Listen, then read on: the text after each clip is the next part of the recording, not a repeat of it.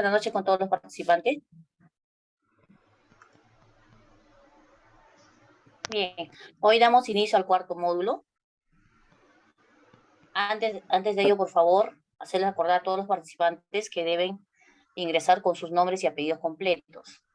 Tengan en cuenta que esto va para tomar la asistencia de cada módulo y de cada clase.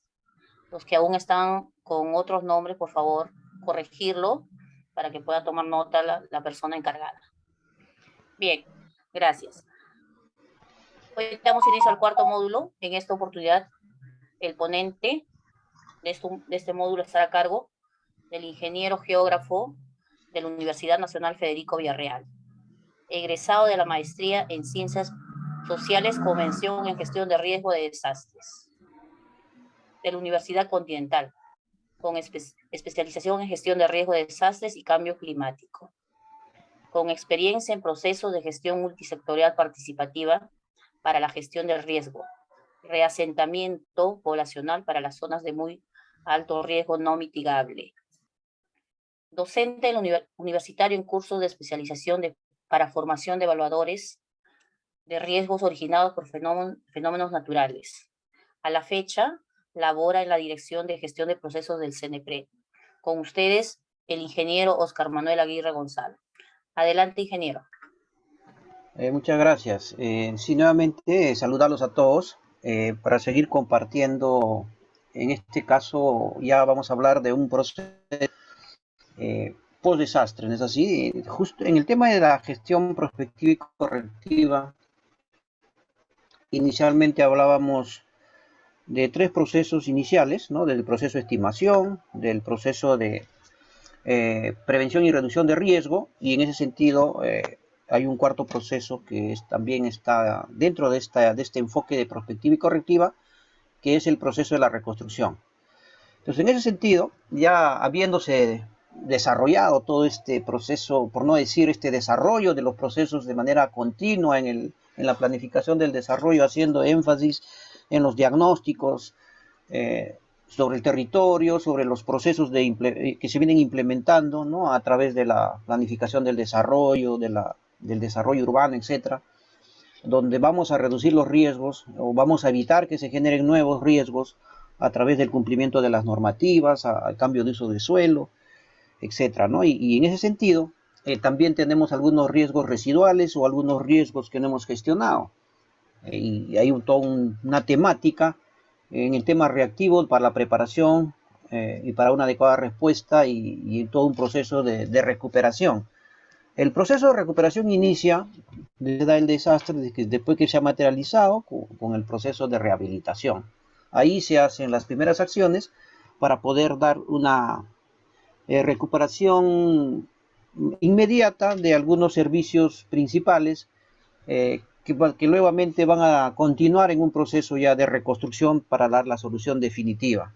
Entonces, en ese sentido, hoy vamos a tocar este proceso, ¿no?, de la reconstrucción, donde involucra hacer nuevamente todo un análisis y un recordaris de la planificación, desde el proceso de estimación del riesgo, desde la generación del conocimiento del riesgo, para saber cómo es y por qué es que se ha materializado ese desastre en el territorio, y si en esas condiciones, después de la respuesta y la rehabilitación, se puede hacer la reconstrucción, volver a reconstruirlo in situ, o en todo caso, pues pensar en otras alternativas de solución, como el tema de las reubicaciones, los reasentamientos, el traslado de infraestructuras, etcétera, ¿no? Cambios de trazos y un sinnúmero de acciones que ahora vamos a ir dialogando. Hoy vamos a hablar un poco de este tema nuevamente, siempre recordando, ¿no?, que los componentes de la gestión del riesgo de desastres, el tema prospectivo, el tema correctivo, el tema reactivo, son realmente un conjunto de acciones que van a permitir poder desarrollar de manera continua y de manera paralela en algunos casos esta gestión que se hace ad hoc para poder evitar que los desastres impacten en la población y en sus medios de vida, reducir los impactos, poder recuperarnos de manera más rápida y seguir caminando en este proceso de desarrollo cerrando brechas y dándole calidad de vida a las personas, ¿no es así? Y los servicios también sean de calidad, sean sostenibles, las infraestructuras sean resilientes y todos los enfoques que ya se han venido hablando desde el inicio de este curso de gestión de riesgos, de los procesos de prospectiva y correctiva.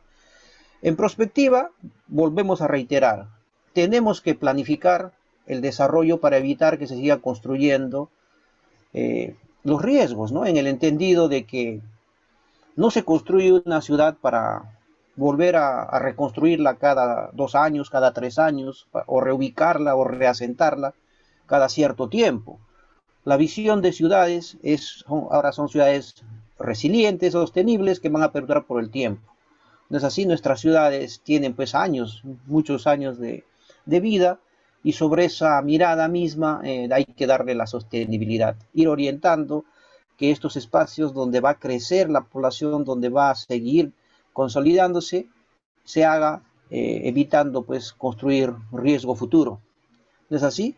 En el tema correctivo, volvemos a recordar que tenemos que corregir algunas cosas que se nos han ido quedando en el proceso de planificación, donde la planificación ha sido rebasada, hay un crecimiento desordenado, hay políticas de Estado que empujan a la formalización también de estas condiciones de territorio que se dieron al inicio pues de manera no planificada, por un desborde de repente de crecimiento o de migración de la población a las ciudades, debido a la centralización que hay, en busca de esperanzas, etcétera, y crecieron ciudades, crecieron pueblos, crecieron nuevos asentamientos humanos, no planificados, se trazaron pues a ojo de buen cubero, por no decirlo, ¿no?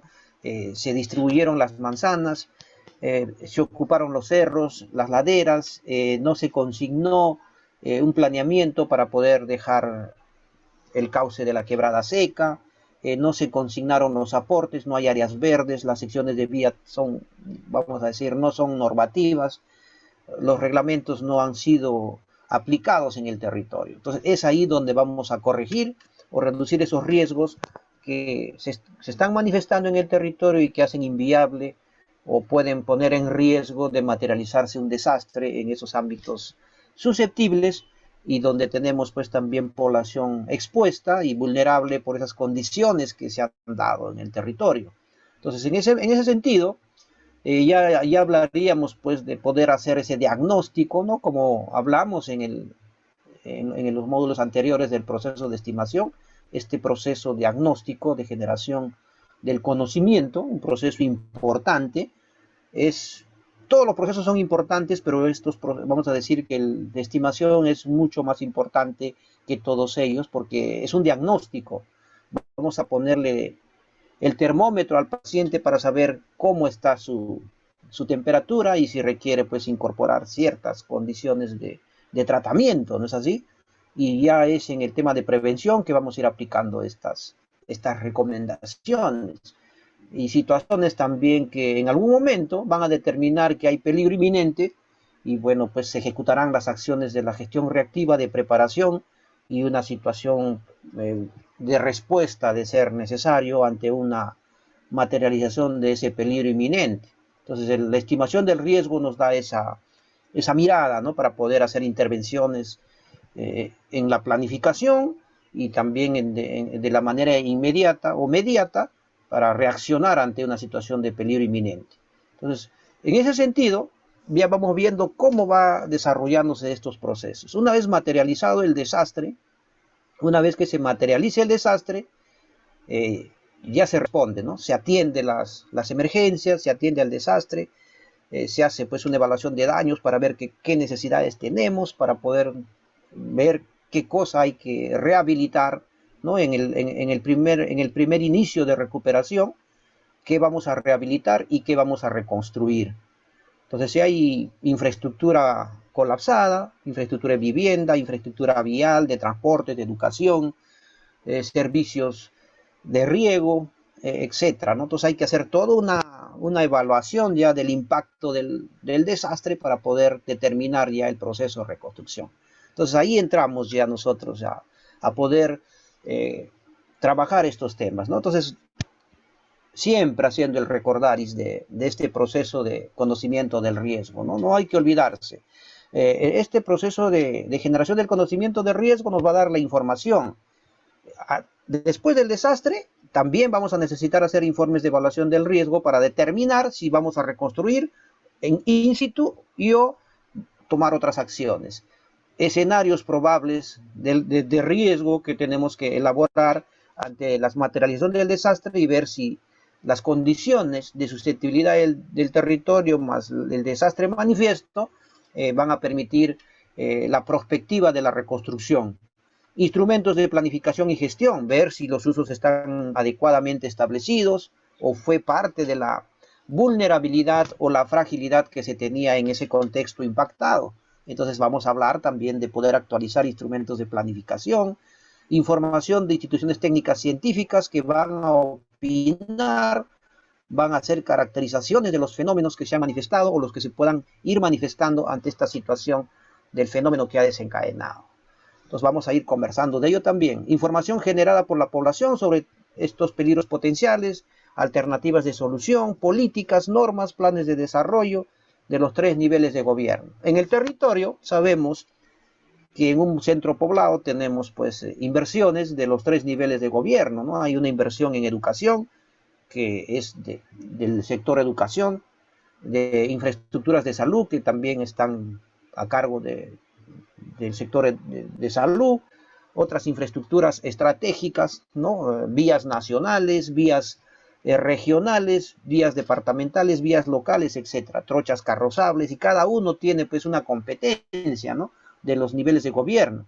Dependiendo de la jerarquía de estas infraestructuras y de las competencias que tienen los 3 niveles de gobierno, ¿no? Empezando pues desde el rol subsidiario del Estado, del gobierno local en el marco de su ley orgánica de municipalidades, tiene competencias de administración, de acción y de intervención en el territorio de acuerdo a sus competencias indicadas en su ley orgánica de municipalidades. Estamos hablando de gobierno local, gobierno provincial. En el ámbito regional, el gobierno regional, en concordancia a su ley orgánica de gobiernos regionales, también tiene la competencia de planificación y de intervención en el tema de infraestructuras, etcétera, ¿no es así?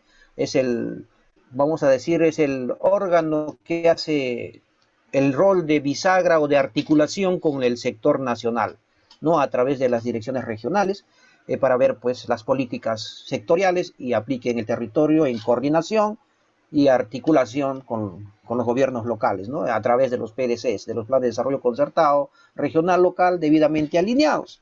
Entonces, ahí estamos. Miren, ese es el diagnóstico, esa es la etapa del proceso de estimación que hay que volver a hacer para ver dónde están las inversiones que podrían... Sí.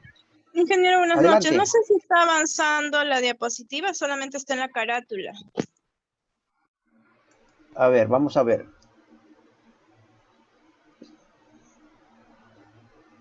A ver, ahora, ¿se puede ver? Sí se ve, pero se quedó en la carátula, nada más, es decir, en la primera diapositiva. A ver, vamos a dejar de compartir y volver a compartir. Se congeló de repente. Gracias por ayudar. ¿Ahora se ve?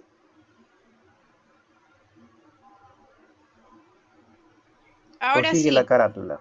Sí, ahora sí está. Ya, bien, habíamos recordado los componentes, ¿no? Entonces, ahora estamos hablando un poco del recordaris del proceso de estimación y del proceso de prevención, ¿no es así? Adelante. ¿Puede Sí. comenzar el inicio, por favor, para tener una mejor comprensión del tema? Porque creo que como no ha pasado las diapositivas, he perdido la concordancia. Por favor, gracias. Claro, no hay problema. Vamos a hacer volver a explicar. El proceso de reconstrucción, en el marco de los componentes de la gestión del riesgo de desastres, ¿no? Tiene, vamos a decir, dentro de la gestión prospectiva y correctiva, la aplicación de los procesos de prevención y reducción y el proceso de estimación. Señalábamos que dentro de la prospectiva de desarrollo que genera el gobierno a través de sus 3 niveles que tiene, se tiene que evitar la generación de nuevos riesgos. ¿A través de qué? a través de la aplicación de normas, a través de la regulación de usos de suelo, pero partiendo de un conocimiento del riesgo, de un proceso que le hemos denominado estimación, ¿no? Donde generamos el conocimiento del riesgo a través de la caracterización de los peligros, a través del análisis de vulnerabilidades, a través de la identificación de normas para la regulación del uso de suelo, la aplicación, la fiscalización, el inventario mismo de la información, gestión de datos que nos van a permitir tener ese conocimiento del territorio, sobre las situaciones que tiene el territorio, cómo se ha venido dando ese proceso de desarrollo, ¿no es así? Hablábamos cómo las ciudades han venido creciendo, muchas de ellas sin planificación, en el entendido pues de que al haber sido rebasadas por los temas sociales de migración, explosiones demográficas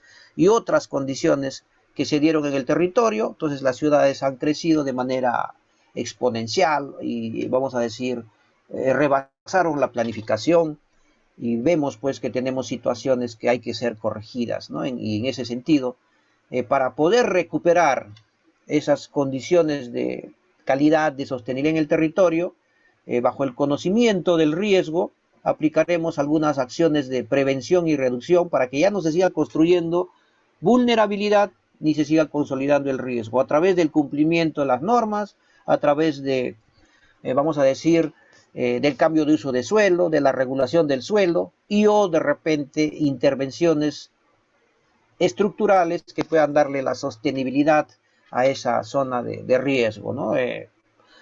Ubicando o reubicando algunas viviendas que están en zonas de muy alto riesgo no mitigable, ciertas condiciones.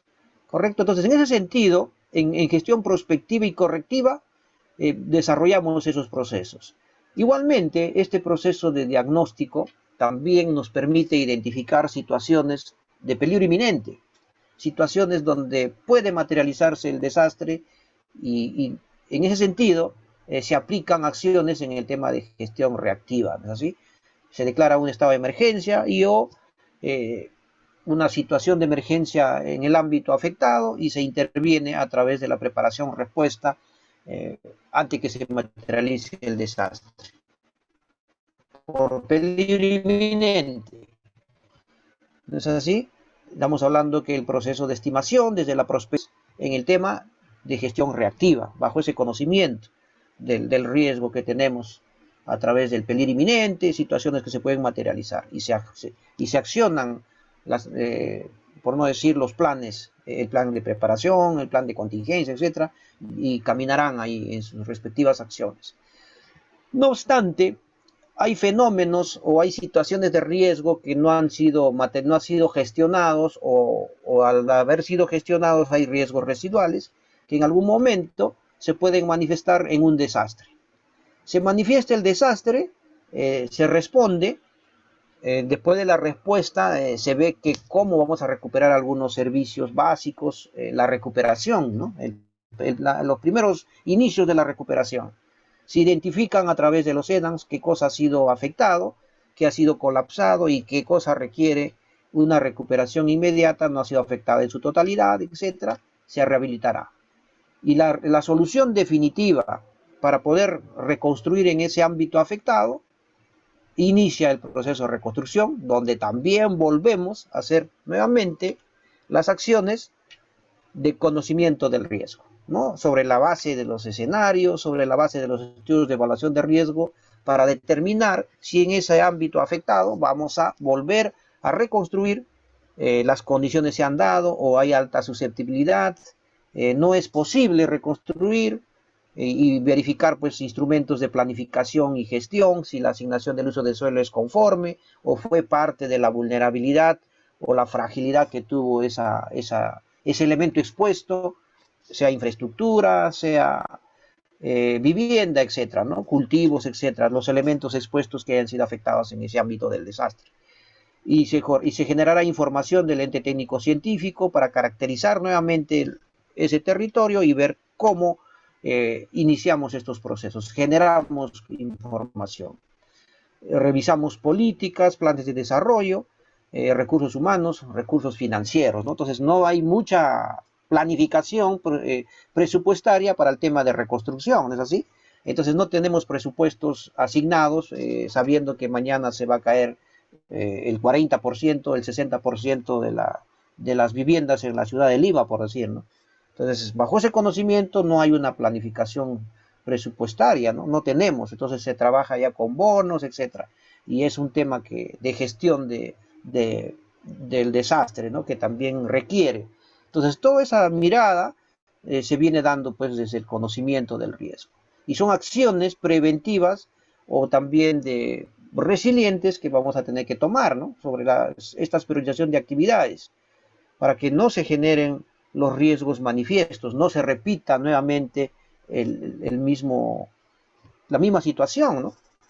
Entonces se declaran las zonas de alto riesgo, pero la población continúa ahí, no ha sido reubicada, no ha salido y el desastre se manifiesta nuevamente y recién pues inicia todo un proceso, ¿no? Entonces es lo que siempre sucede, ¿no? No se toma en consideración estos estudios de evaluación de riesgo.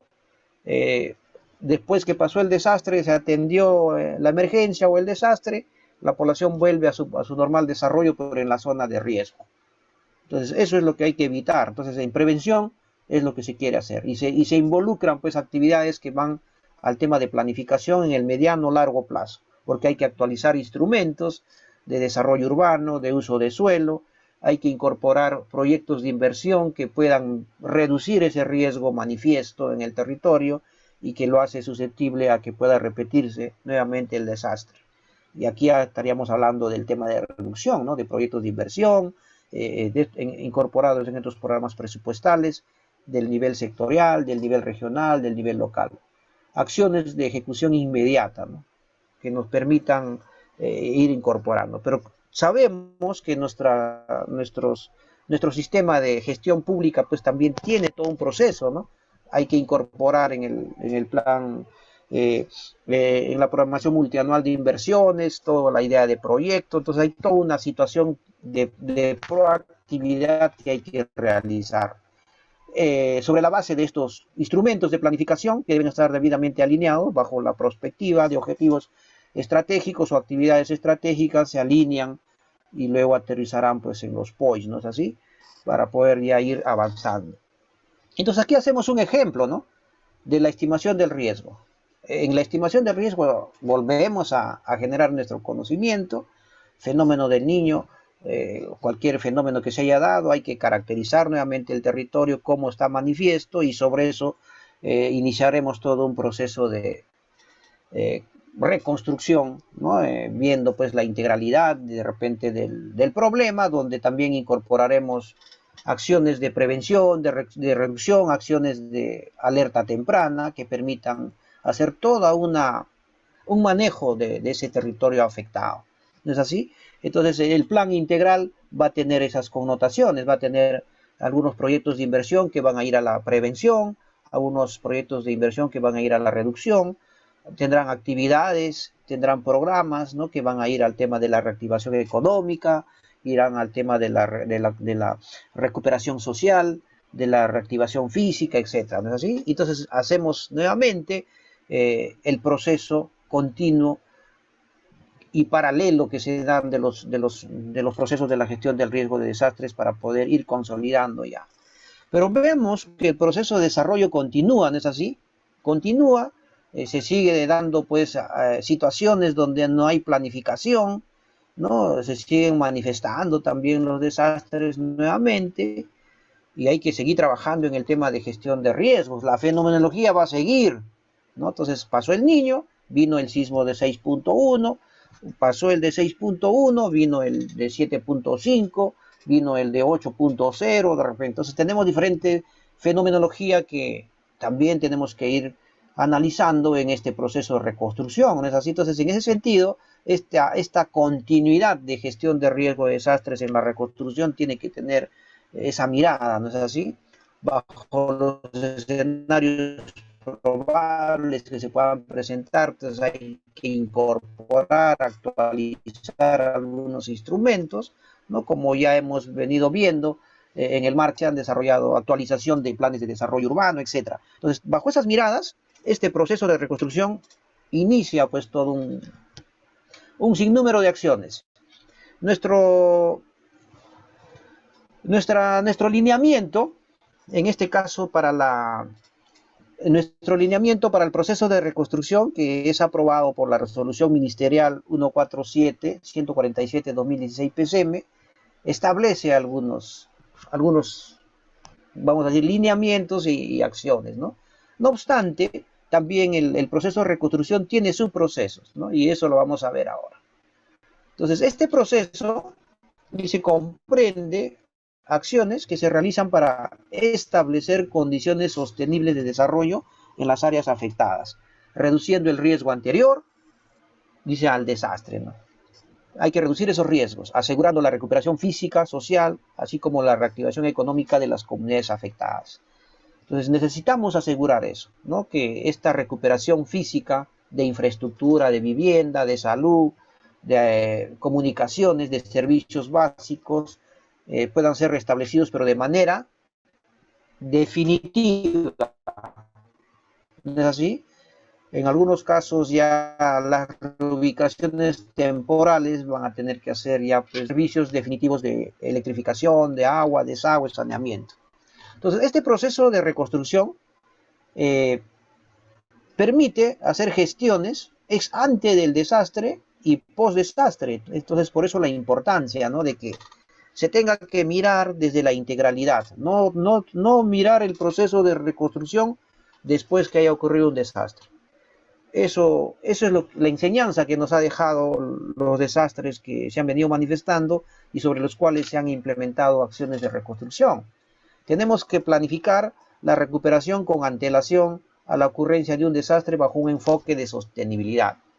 Entonces, si nosotros hacemos un escenario de cualquier ciudad del país, vamos a poder identificar la susceptibilidad, a qué peligro está y también identificar las zonas más vulnerables y sobre esa pues donde se van a dar los mayores impactos, ¿no? Y bajo un escenario probable de impacto de un fenómeno analizado, podemos determinar dónde vamos a iniciar procesos de reconstrucción ex ante, ¿no?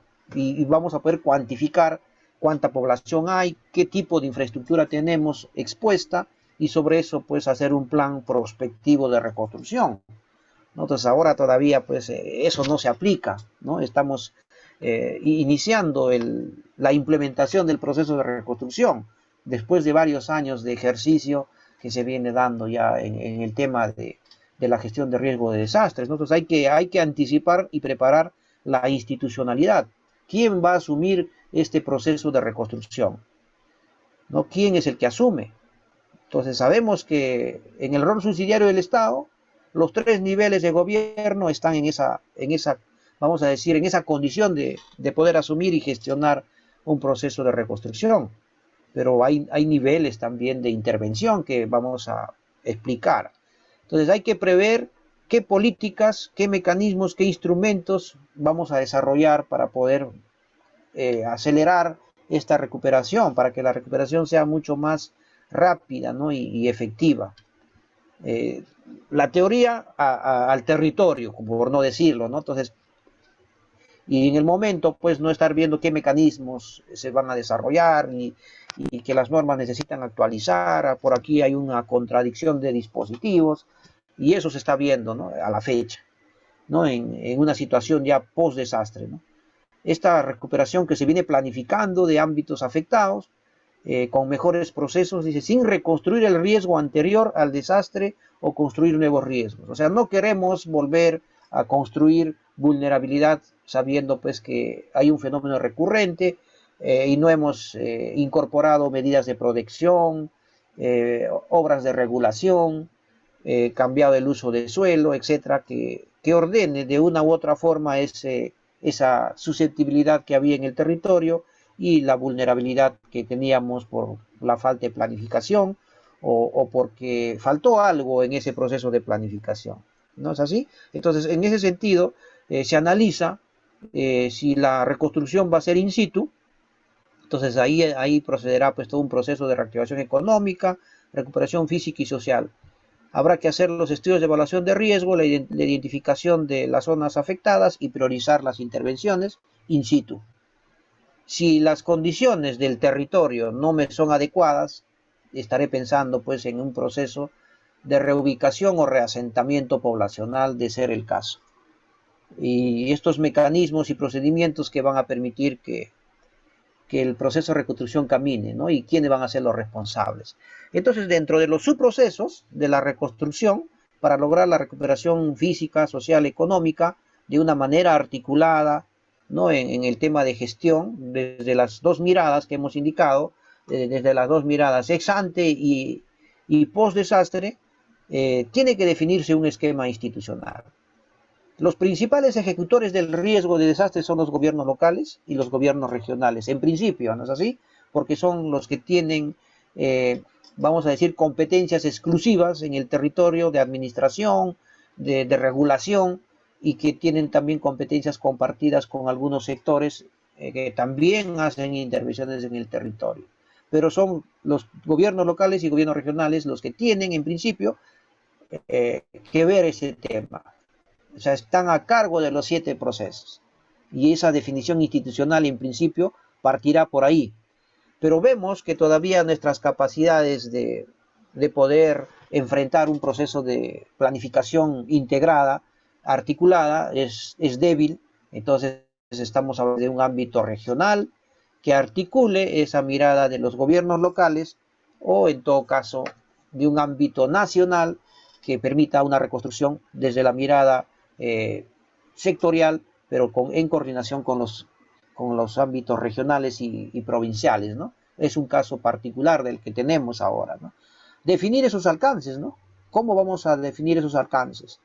El diseño de los mecanismos técnicos y legales, evaluación del impacto, cuánto ha impactado, desarrollo de información. Necesitamos mucha información para poder hacer un diagnóstico del impacto, hacer un diagnóstico posterior de evaluaciones de riesgo, priorizar las intervenciones, la planificación participativa.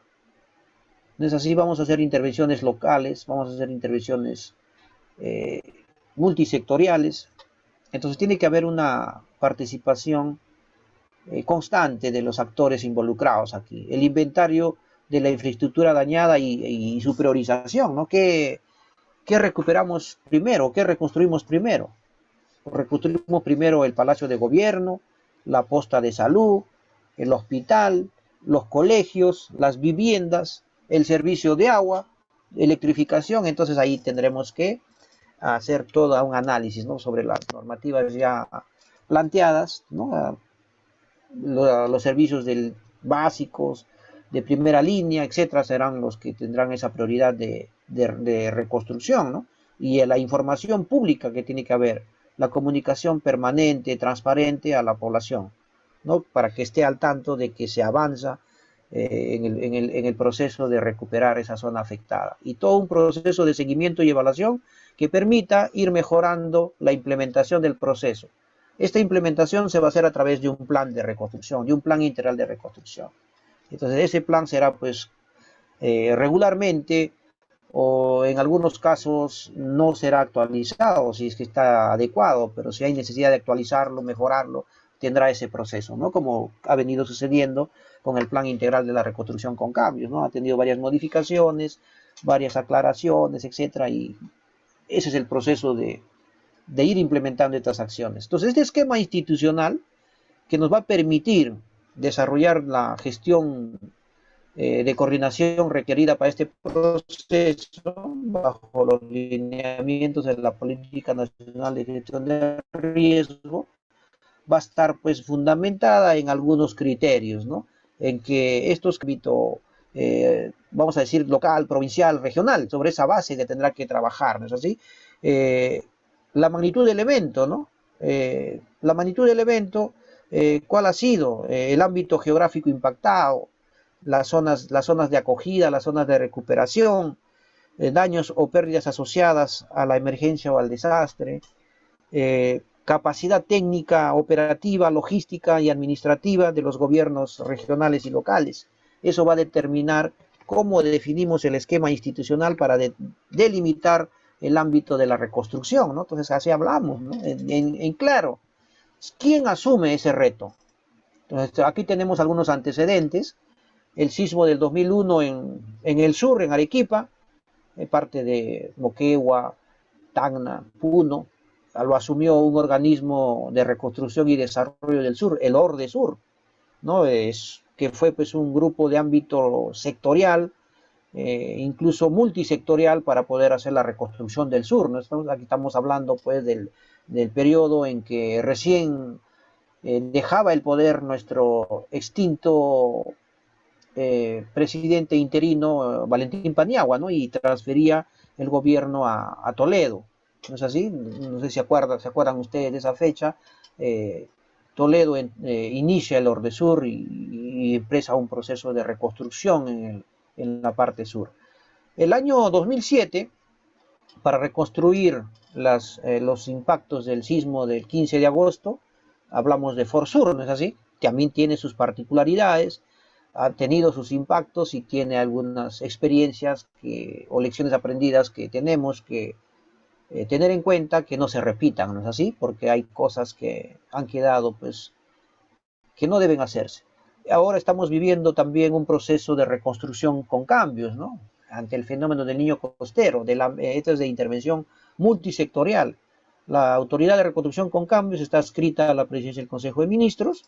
Como ustedes pueden ver, aquí estaba escrito, Ordesur estaba escrito al Ministerio de Vivienda, Forsur también al Ministerio de Vivienda. Hoy la Reconstrucción con Cambios está adscrita a la Presidencia del Consejo de Ministros. ¿Por qué? 13 regiones afectadas, 887 distritos afectados por el niño costero, y sobre eso se desarrolló toda una situación ad hoc. Se dio la ley 3556, ¿no? Se dio la ley 3556 para poder definir el alcance de esta reconstrucción, ¿no? De este proceso de reconstrucción, establecer los canales permanentes de comunicación, ¿no? ¿Cuáles son estos niveles de participación de los ministerios, de los gobiernos locales y regionales? Entonces, viendo las capacidades técnicas, operativas, logísticas, incluso de formulación de proyectos, de identificación de zonas afectadas, de gestión, etcétera, se definirá las acciones. Entonces, en este caso de niño costero, tenemos intervenciones gobierno a gobierno, ¿no? Entre Perú y el Reino Unido, ¿no? Hay intervenciones en soluciones integrales, en cuencas, etcétera, y otras obras en específico que se están desarrollando. Entonces, de esa manera definiremos. Pero ¿en qué va a estar fundamentado? En la magnitud del fenómeno, el ámbito impactado. Entonces, a la fecha, por ejemplo, el caso del sismo 6.1 en Piura está siendo analizado por el gobierno regional para que el gobierno lidere. Está liderando el proceso de reconstrucción. Está en camino de consolidar un plan de reconstrucción. Ha presentado un plan preliminar de reconstrucción a la Presidencia del Consejo de Ministros. Están analizando los recursos que se requieren para la reconstrucción o la recuperación física de este ámbito afectado. Entonces, el gobierno local está también entregando información para ver qué zonas tienen que ser evaluadas por el equipo técnico de evaluadores de riesgo y priorizar las intervenciones del bono habitacional para la recuperación física de las viviendas a través del Ministerio de Vivienda. Entonces hay todo un conjunto de acciones multisectoriales que se vienen desarrollando para poder definir estas acciones, este alcance, ¿no es así?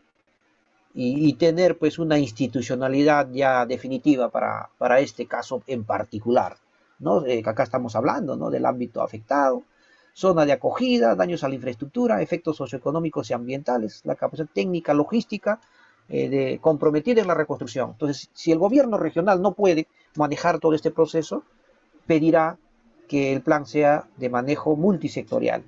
Entonces tiene que hacer un autodiagnóstico, tiene que manifestarse el gobierno regional. O sea, no puede dejar de intervenir.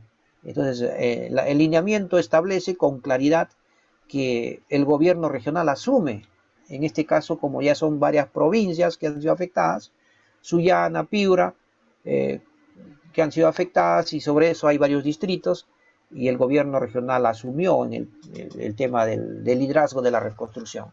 Como les vuelvo a repetir, está haciendo todo un análisis que vamos a también revisarlo en el desarrollo de este módulo, qué es lo que están evaluando, qué es lo que están haciendo para que el proceso de reconstrucción camine, ¿no? Entonces, de esa manera, ¿no? Ver pues que la comunidad afectada ya sea más resiliente, ¿no es así? Y hay algunas situaciones de no resiliencia que también tienen que ser trabajadas en el acompañamiento social, ¿no? De que este impacto de la destrucción física de víctimas humanas puedan tener pues un antecedente, vamos a decir, para implementar los programas de recuperación, ¿no? En el tema de recuperación social, en el tema de la recuperación física y en el tema de la reactivación económica, ¿no? Que irán incorporadas a través de medidas no estructurales o medidas estructurales, ¿no? En caso de medidas no estructurales, saneamiento físico legal de propiedades, capacitación y asistencia técnica, participación y organización de las comunidades. Sabemos que la comunidad afectada ha perdido en algunos casos su trabajo, habrán acciones de recuperación social y reactivación económica temporal, ¿no? A través de trabajos temporales con el Ministerio de Trabajo, etcétera, participación ciudadana, incidencia de políticas y planes, género, discapacidad, etcétera. Todos esos temas sociales en el tema de la recuperación social. Tiene que ser visto desde ese punto de vista. El tema de la reconstrucción física, obras y servicios de reconstrucción urbana, rural, electrificación, agua, desagüe, viabilidad, infraestructura productiva, programa de reconstrucción de viviendas, obras públicas esenciales, aterrizadas en un plan integral de reconstrucción que permita esa recuperación que estamos redundando, que estamos prácticamente repitiendo, ¿no es así? Constantemente, recuperación física y social y la reactivación económica de esta comunidad o de este ámbito afectado. Entonces, es necesario, ¿no es así?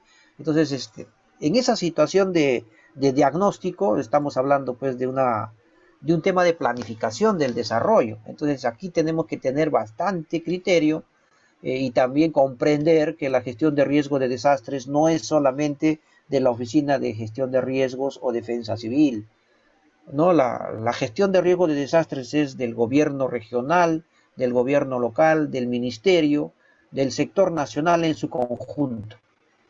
¿No es así? Entonces, como ya indicamos, bajo el marco normativo existente, la LOPE, la Ley Orgánica de Municipalidades, la Ley Orgánica de Gobiernos Regionales, las políticas nacionales, sectoriales, etcétera, esas competencias compartidas y exclusivas que tienen estos tres niveles de gobierno, tienen que conjugar en este territorio afectado, ¿no es así? Concordar en que puedan, vamos a decir, intervenir coadyuvando a esta recuperación rápida. Entonces ahí tenemos que desarrollar todo un mecanismo, ¿no? Todo un mecanismo técnico-legal para poder articular estas acciones. En principio, el gobierno regional debe constituir un comité para la reconstrucción, ¿no? O denominado también grupo de trabajo para la reconstrucción en el ámbito regional. Este grupo de trabajo para la reconstrucción está constituido por todos los alcaldes de los distritos afectados, alcalde provincial, distrital y también el gobierno regional. ¿No es así? Ese es el ámbito de coordinación para poder darle sustento, no vamos a decir el interés o el compromiso político de la autoridad o de las autoridades para poder acompañar a los equipos técnicos que se van a constituir. ¿No es así?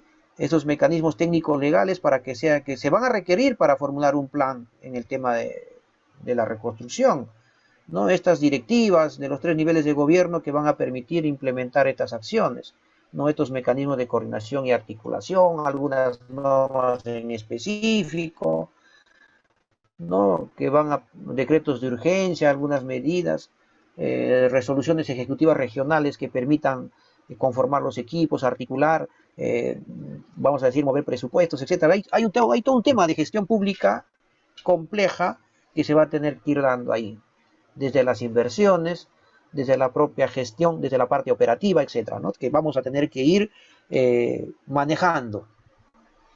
Esta evaluación del impacto, ¿qué significa? ¿Cómo es que este fenómeno ha impactado en el desarrollo económico de la región, de la provincia y del distrito? ¿no? En algunos casos lo miden a nivel de PBI, a nivel de actividades económicas, de principales flujos económicos. Entonces, la oficina encargada de poder desarrollar esta evaluación del impacto es planificación y presupuesto, conjuntamente con las gerencias regionales de desarrollo económico, ¿no? Y con acondicionamiento territorial, etcétera, para poder un poco mapear estas zonas impactadas y ver los flujos en mapas temáticos que permitan una mejor lectura de la realidad, ¿no? De lo impactado en mapas temáticos o en algunos esquemas temáticos que le permita a las autoridades conocer esta evaluación del impacto, ¿no es así? Cómo es que en esta zona de riesgo, el tema social, personas, el tema económico, edificaciones, infraestructuras públicas, propiedades, vamos a decir, estratégicas, otras actividades económicas han sido impactadas por este peligro o por el desastre, ¿no? En el tema ambiental, ¿no? El tema del suelo, el aire, el agua, flora, fauna, bienes y servicios de los ecosistemas, qué daños probables hemos tenido o qué impactos, ¿no? Entonces hay que hacer todo un análisis, los costos adicionales de la atención, los costos de rehabilitación, los costos de reconstrucción probables. Esto se hace ex ante, ¿no? Se debería tener ex ante, pero ahora pues estamos aplicando recién la metodología para poder ver cómo es que esta evaluación va a impulsar el tema de la reconstrucción, las actividades económicas de los sectores primarios, sectores secundarios, ¿no es así? En el caso de la pesca, la agricultura, el sector pecuario, ¿no es así? Dependiendo del fenómeno, ¿no? Entonces, por ejemplo, hemos tenido un desastre ambiental, afecta ahorita directamente a un sector primario, en el tema de pesca, en el tema hidrobiológico, acuicultura en algunos casos, ¿no? Porque hay una contaminación de las aguas y hay todo un tema, ¿no? Que va a venir a un proceso de recuperación o también llamado remediación, que no es otra cosa concordante con una reconstrucción, ¿es así? Pero desde el enfoque ambiental. Entonces, de esa manera podemos ir viendo, ¿no? De acuerdo a estos impactos, si se han impactado medios de vida, por ejemplo, el sismo del 7.5 de Amazonas, ha generado un gran deslizamiento, ha desaparecido un pueblo completo, ha embalsado un río, hay toda una situación de terrenos de cultivo, de infraestructura, de vial que tiene que ser recuperada. Entonces, o es cambiada de trazo, y esas son situaciones que en el entretiempo hablábamos con los colegas, por ejemplo, ¿no? Las carreteras concesionadas. El concesionario en su contrato no tiene incorporado el tema de reconstrucción, no tiene incorporado el tema de la gestión del riesgo de desastres, ¿no es así? Lo tiene que hacer el concedente, en este caso el Ministerio de Transportes de Comunicaciones. Si es una vía nacional, a través de Provías Nacional, hará pues todo el tema de la reconstrucción de esta infraestructura nacional, hará la identificación de los puntos críticos. En todo caso, pues hay un sinnúmero de mecanismos de discusión de a quién le corresponde, entonces entra la reguladora, la SUTRAN, a revisar el contrato y se dan con esa sorpresa que todavía no hay incorporación de GRD. Y tiene que ponerse a conversar concedente, concesionario, regulador, para ver de qué manera solucionamos el problema de esta infraestructura nacional. Y lo mismo pasa en el tema del ámbito regional, ¿no? Provías descentralizado, tiene que ver pues con quiénes está trabajando. Si vamos más abajo al nivel provincial, el IEVP, el Instituto Vial Provincial, que también tiene administración de carreteras, trochas, etcétera, hará todo su análisis, esos mecanismos, esos lineamientos para poder lograr cómo estos impactos van a sumar pues al diagnóstico de la reconstrucción, ¿no es así? Y así podemos hablar de los diferentes sectores, ¿no es así? Sector secundario, manufactura, industria, construcción, ¿no? En el tema de servicios, comercios, servicios de energía, transporte, comunicaciones, turismo, ¿no? Infraestructura turística afectada, patrimonio, etcétera, ¿no? Educación, salud. Entonces, desde ese punto de vista, falla una o cae o colapsa una institución educativa, vamos a tener problemas para poder dar el servicio. Se implementará de manera temporal con aulas prefabricadas, pero no serían las condiciones adecuadas. ¿Cuánto tiempo vamos a necesitar para poder recuperar esa infraestructura para un proceso de reconstrucción? ¿Qué perdemos ahí? Calidad de enseñanza, tenemos a alumnos expuestos a otras condiciones no seguras, etcétera, ¿no? Y el servicio baja de calidad. ¿Cuánto es ese coste de la temporalidad? ¿Cuánto es ese coste de la parte final? Igual, ¿no? En los diferentes sectores. De esa manera iremos viendo ahí. El desarrollo de la información. Como estamos hablando tanto de planificación, diagnóstico, eso pues es aterrizar en datos, ¿no es así? El desarrollo de información, para que todo el bagaje de información que tenemos se convierta en realmente información, tiene que haber todo un manejo de datos que nos van a servir para definir las acciones de intervención, zonas de intervención, otras acciones que vamos a incorporar en el plan integral, ¿no? Como el tema de las opciones de reubicación de población, análisis socioeconómicos de las comunidades afectadas, ¿no? Entonces se requieren pues información de los catastros, se requiere información de los estudios socioeconómicos, censo, población, estudios de hogares, ¿no? Hay diferentes encuestas, ¿no? El ENAO, hay encuestas del empleo, el EPE, etcétera, que nos dan algunos indicadores socioeconómicos de esa población, y esos datos pues, necesitan ser articulados para poder aterrizar en el impacto que ha habido. Necesitamos mapear las zonas críticas para poder hacer las evaluaciones de riesgo, hacer la superposición de capas de susceptibilidad con algunas infraestructuras vamos a decir, de transporte, servicios ecosistémicos, etcétera, para poder tener un panorama completo de lo que se va a planear. Entonces, eso es todo lo que vamos a ir desarrollando, ¿no? Entonces, tiene que haber también todo un tema de manejo de datos por parte de los especialistas del gobierno regional, de los sectores, para poder lograr una mirada integrada de la zona afectada, ¿no es así?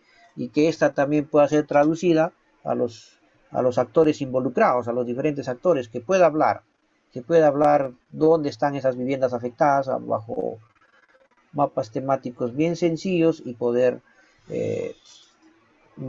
orientar esta formulación del plan. Esta priorización de intervenciones sobre ya el identificar las infraestructuras dañadas, las infraestructuras colapsadas, etcétera, se tiene que priorizar la reconstrucción, ¿no? ¿De qué manera? ¿Por dónde empezamos primero, no? Dice, priorizar acciones de reconstrucción de manera integral, incluyendo la recuperación social y la reactivación económica de forma participativa con los beneficiarios. Entonces estamos hablando con la población, ¿no?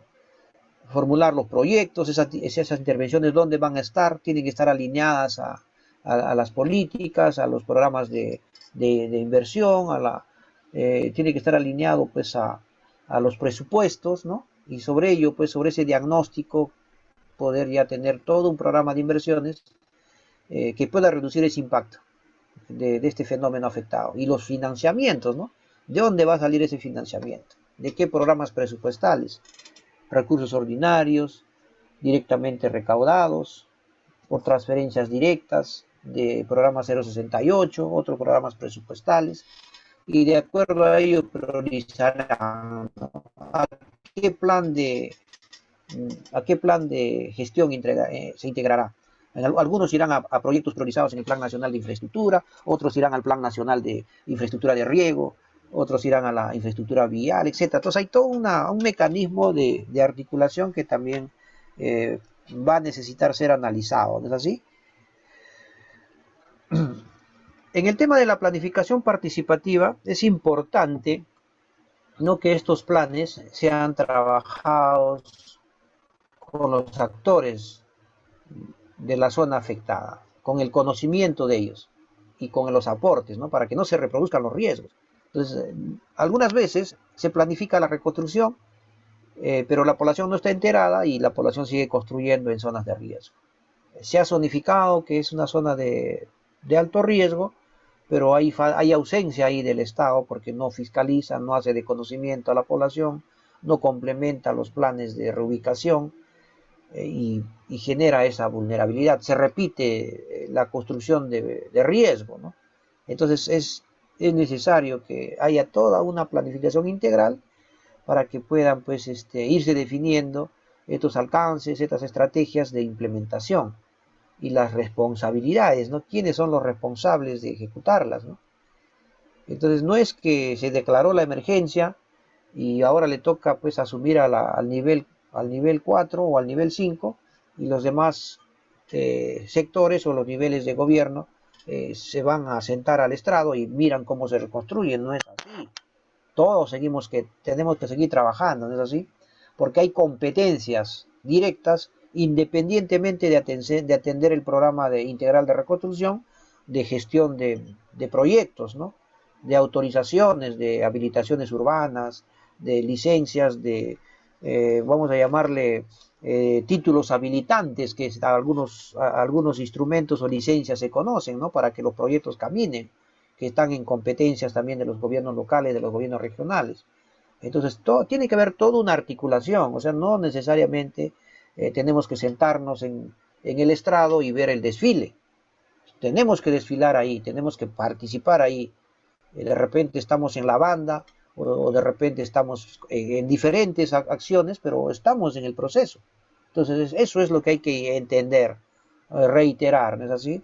Eso es un poco la debilidad que hay todavía en la gestión pública de los 3 niveles de gobierno. Hay una desarticulación, falta ese mecanismo que logre articular las acciones desde la mirada nacional, desde la mirada regional y local, incluso intrainstitucional, ¿no? Entre las oficinas de línea, de los órganos de línea del gobierno local, para que puedan comprender que estas intervenciones es del gobierno local, de la provincial o del gobierno regional, no de una oficina nada más. Obviamente que la parte operativa que va a mover, va a liderar, está pues involucrada a los especialistas en gestión de riesgo de desastres.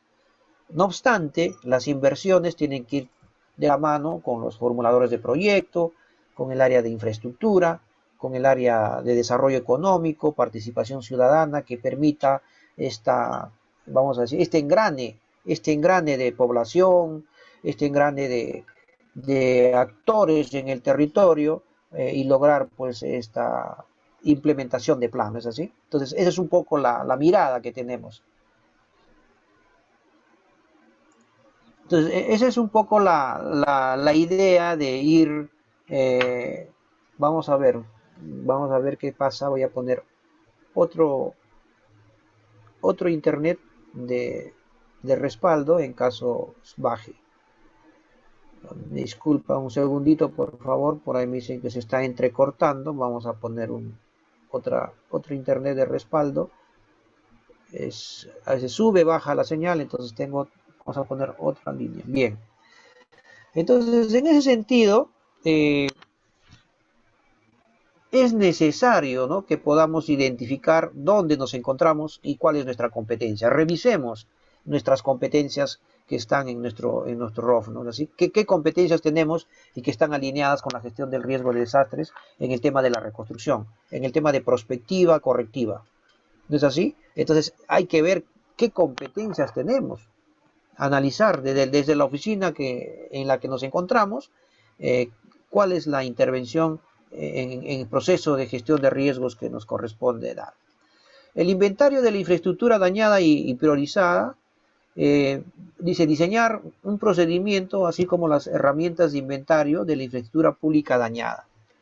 Eso también es uno de los problemas que se quiere estandarizar para que todas las instituciones puedan manejar un solo criterio de inventario bajo formatos estándar, ¿no? Porque cada sector maneja un formato, maneja un indicador o un índice de determinación vamos a decir, de la infraestructura. Entonces se quiere uniformizar un mecanismo para que sea más óptimo el recojo de datos y podamos tener los datos a mejor tiempo, ¿no? En el sentido de que la información es importante y se pueda tener pues a mejor tiempo, ¿no? Entonces todavía en algunos casos estamos consolidando información del EDAN a 2 meses, a 3 meses, y no logramos consolidar inventarios mucho más cuantitativos para el tema de la reconstrucción.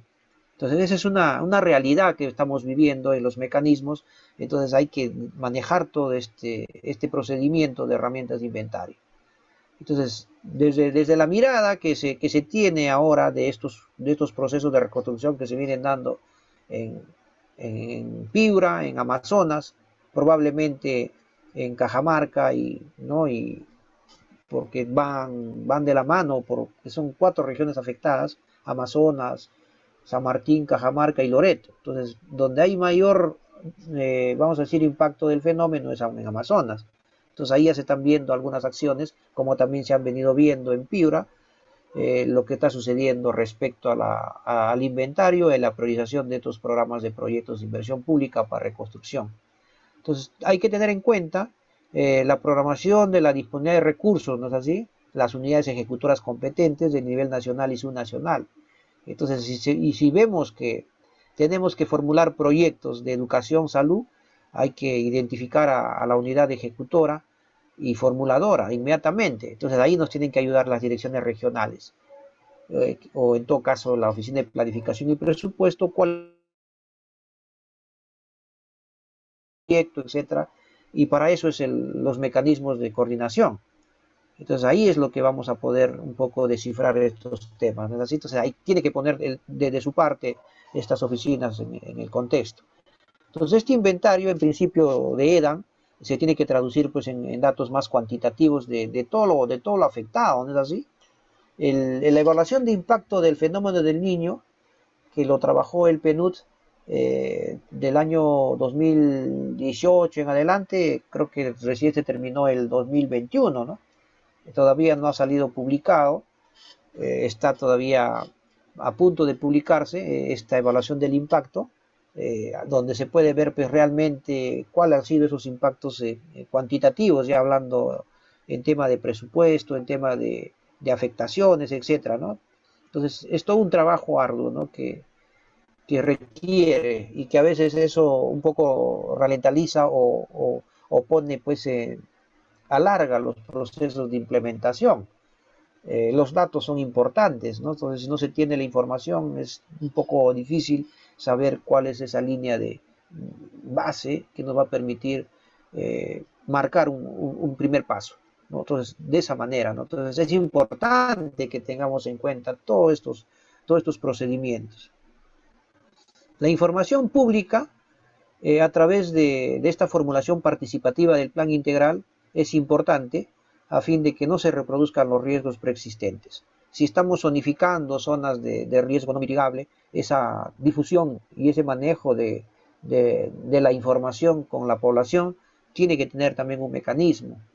Y sobre eso también tienen que comunicarse las soluciones que se van a dar en ese ámbito, ¿no es así? Esa estrategia de implementación que vamos a desarrollar ahí. Todo el tema de seguimiento y evaluación. Entonces, todo este tema de seguimiento y evaluación que venimos hablando, ¿no? Para el monitoreo de la ejecución de los proyectos, verificando que no regeneren las condiciones inseguras previas al impacto.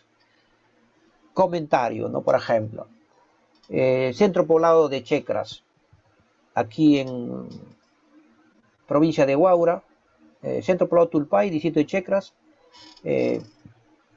región Lima. Ese centro poblado o esta comunidad campesina de Tulpay, el año 2017 sufre, vamos a decir, la activación de un deslizamiento por las lluvias intensas que se dio por el Niño Costero. Por el año 2018-2019 inicia todo un proceso de recuperación de un servicio de saneamiento, agua, ¿no? Y el INGEMET le hace un estudio de caracterización del peligro y determina pues que la zona es altamente susceptible y no se puede hacer reconstrucción ahí. El peligro es no mitigable. O sea, no se puede manejar ese peligro porque hay un deslizamiento activo de tipo rotacional y requiere pues que se inicie todo un proceso de reubicación en el marco del decreto de urgencia 04-2017. pero ese decreto de urgencia 04-2017 tenía una temporalidad, ¿no? Le daba una temporalidad de implementación, o sea, facultaba al gobierno regional, al Ministerio de Vivienda, a realizar acciones de reubicación de sectores o de ámbitos impactados donde las viviendas habían colapsado y también declararlas de alto riesgo no mitigable y hacer todo un proceso de reconstrucción, ¿no? Bajo el mecanismo de reubicación. Así se denominó el procedimiento. A la fecha, ese centro poblado o esa comunidad no ha sido declarada alto riesgo no mitigable. Entonces no ha podido iniciar su proceso de reconstrucción en el marco de la autoridad, ¿no? Entonces, la autoridad de reconstrucción tiene un proyecto de inversión que recién está pidiendo opinión técnica de, vamos a decir, de riesgo. Si la pertinencia del proyecto en el ámbito que se va a ejecutar cumple las condiciones de seguridad. Entonces estamos hablando ya del año 22, ¿no? Y recién hay algunas situaciones que pueden repetirse o se estén regenerando las condiciones inseguras. Igual en el caso de Tumbes. Tumbes fue contra Almirante Villar, creo que es la provincia.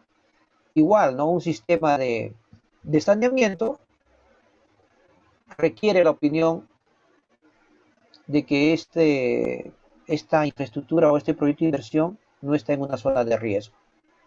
O sea, recién la autoridad pide la opinión si se tiene una evaluación de riesgo de ese proyecto. Y estamos hablando de expediente técnico a punto de ser ejecutado.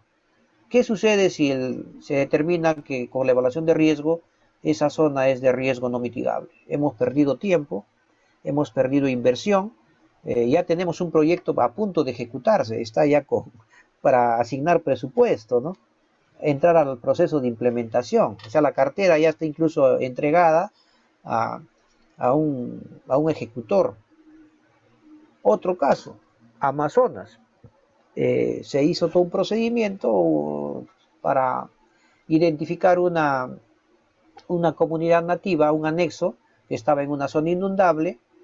El municipio declaró inhabitable la zona, el INGEMED dijo que no es factible que se reconstruya.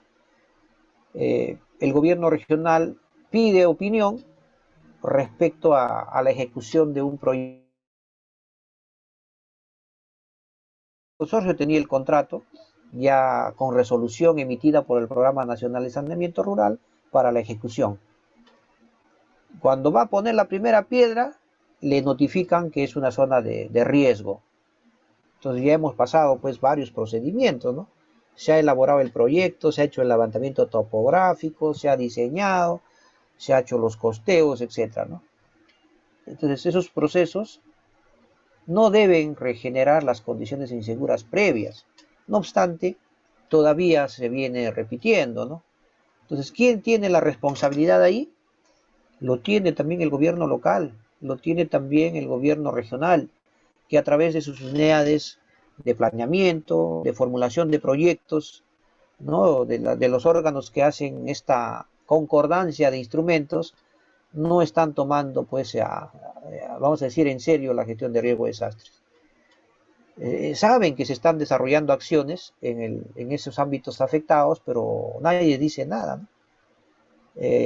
¿no? No notifican, en este caso, a los sectores para un poco hacerle de conocimiento que hay un proceso ahí de implementación de reasentamiento o reconstrucción, ¿no?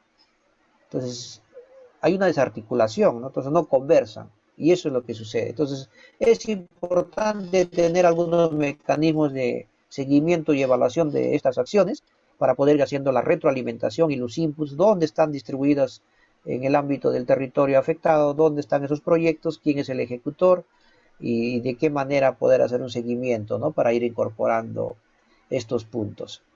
Bueno, he corrido, vamos a dialogar ahora, pero tenemos bastante tiempo. Vamos a conversar del PIR.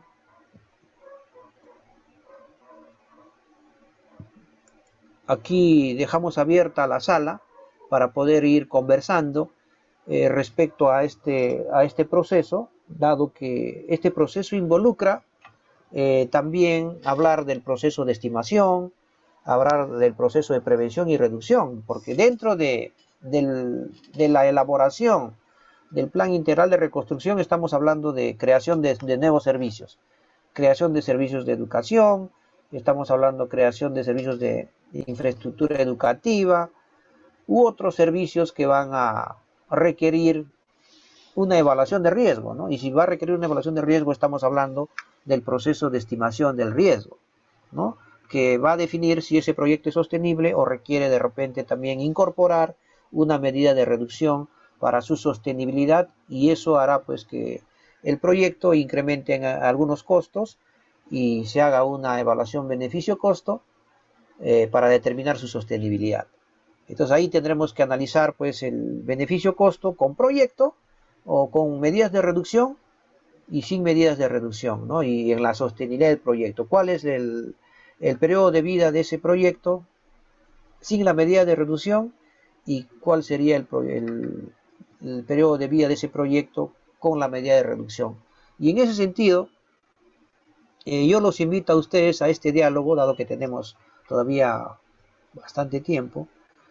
Podemos hacer de repente una intervención con ustedes para ir reforzando algunos puntos que de repente no les ha quedado claro. Adelante, estimados.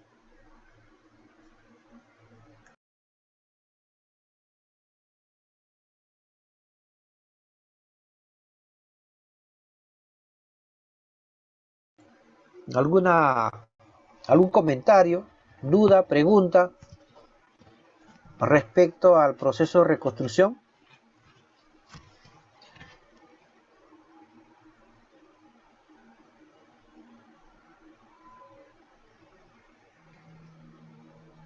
¿No hay dudas? ¿Ha quedado claro entonces? Entonces yo hago las preguntas, ¿les parece?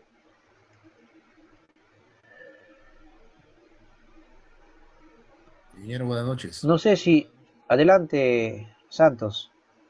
Sí, de eso lo que es, no sé si hay normativas, leyes o decretos referentes a los reasentamientos, ¿no? Porque en cada región que nos encontramos tenemos esos problemas, ¿no? Y a la vez, ¿no? A veces son cortos, o los que intervienen dentro de los 4 años, las municipalidades locales a veces no lo asumen, y de vuelta cada año va llegando el tema por ejemplo, temporada de lluvia, si es recurrente, ¿no? Por ejemplo, Claro, yo en conozco algún caso en un particular. distrito, sí, un distrito que conozco, y GEMET, que parece que ha hecho, y el distrito no se puede reubicar, ¿no? ¿Qué distrito es, por favor? Por ejemplo, es un distrito que está en Jaén, distrito de Sayique, que colinda Sayique. con Huancabamba. Claro. Y, por ejemplo, este año, ha sido en diciembre, creo, y se ha hecho un hundimiento, deslizamiento en la parte de entrada al distrito, y es casi cíclico, ¿no? Cada 2 años o 3 años máximo el evento que se ocurre. Y vinieron los de la región del Gore, todo, ¿no? Se trabajó, y de vuelta regresaron. El tema es el presupuesto o ese financiamiento, ¿no? Creo que es muy, muy costoso, ¿no? Claro, el caso de Sayique creo que se reactivó, o por no decir ya se materializó con el sismo del 7.5, ¿no? Aparentemente creo que va a entrar al tema de reconstrucción con el caso de Cajamarca. Hay una ley en especial, mañana vamos a hablar más amplio de eso, es la ley 29869, ley de reasentamiento poblacional para zonas de muy alto riesgo no mitigable. Ese dispositivo ha sido dado el año 2013 y fue regulado también en el 2013 con el Decreto Supremo 115. No obstante, a la fecha, en julio del año pasado, del 2021, se ha elaborado un nuevo reglamento, ¿no? Haciendo algunas mejoras a los procedimientos, ¿no? Dado que el reasentamiento es un proceso bien complejo que involucra muchas acciones, y hay un nuevo reglamento, el Decreto Supremo 142, 2021 PCM que regula el procedimiento del reasentamiento poblacional. O sea, tiene varios procedimientos y todo el proceso está a cargo de la municipalidad provincial a la fecha, ¿no? Entonces, mañana vamos a hablar de ello dentro del marco de la reconstrucción también. No obstante, los reasentamientos poblacionales también son preventivos. Se dan antes de que se materialice el desastre, ¿no? Entonces, justo comentábamos en el módulo de prevención, y reducción, los reasentamientos preventivos. Entonces, los reasentamientos preventivos nos permiten planificar todas estas acciones. En principio, no deben darse reasentamientos poblacionales, hay que agotar las máximas acciones para reducir el riesgo en el ámbito e impedir que sean pocas las familias que puedan salir por un mecanismo de reubicación, porque es complejo. Hay un tema de arraigo en el territorio, de inversiones, y que hay un impacto social bien fuerte, ¿no? Y hay que hacer todo un proceso de saneamiento.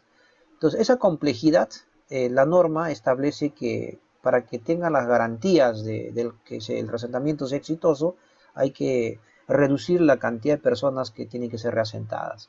Hay que hacer todos los estudios que requieran para minimizar la cantidad de personas que tienen que ser reubicadas. Eso lo establece la ley 29869 en su artículo 6, que habla de las garantías del reasentamiento. No obstante, como les vuelvo a repetir, estos procesos todavía no han sido implementados por los gobiernos regionales. En ese entonces, con el Decreto Supremo 115, estaba a cargo del gobierno local. El responsable era el gobierno local. Y ante una falta de capacidades del gobierno local, el nuevo reglamento ahora regula que sea la provincia, en coordinación con el distrito, que asuma el proceso. Entonces ya se le da la competencia a la provincia para que acompañe al distrito en el proceso de reasentamiento poblacional. Y al gobierno regional las facultades de crear este comité de reasentamiento regional para que coadyuve a la formulación de todos los estudios. Hay todo un procedimiento, ¿no? Hay todo un procedimiento para determinar si es mitigable o no mitigable la zona. Y eso tiene que ser agotado en principio, ¿no? Y hay que identificar zona de acogida, a dónde la vamos a llevar a la persona, y esa zona de acogida tiene que tener pues toda una condiciones de seguridad y algunos requisitos que también establece el reglamento en su artículo 18. Bien, creo que José García tenía alguna duda. José, con todo gusto para poder absolverte. Buenas noches. No, estoy escuchando los comentarios. En realidad para mí es nuevo, ¿no? Estoy conociendo y sacando mi análisis, ¿no? Pero todo lo que dicen está muy bien, ¿no? Según al plan que está presentando usted, ¿no? Del tema. Está muy bien, está bien lo que se está exponiendo, eso es todo. Gracias, José. Mira, cuando gustes, en realidad, como les vuelvo a repetir, el proceso de reconstrucción es un proceso integrado de desarrollar los tres procesos anteriores. Estimación, prevención, reducción, pero en una situación proactiva que permita volver a restituir esa inversión que tenías en el territorio, por no decir la construcción de desarrollo de muchos años de la población, ¿no?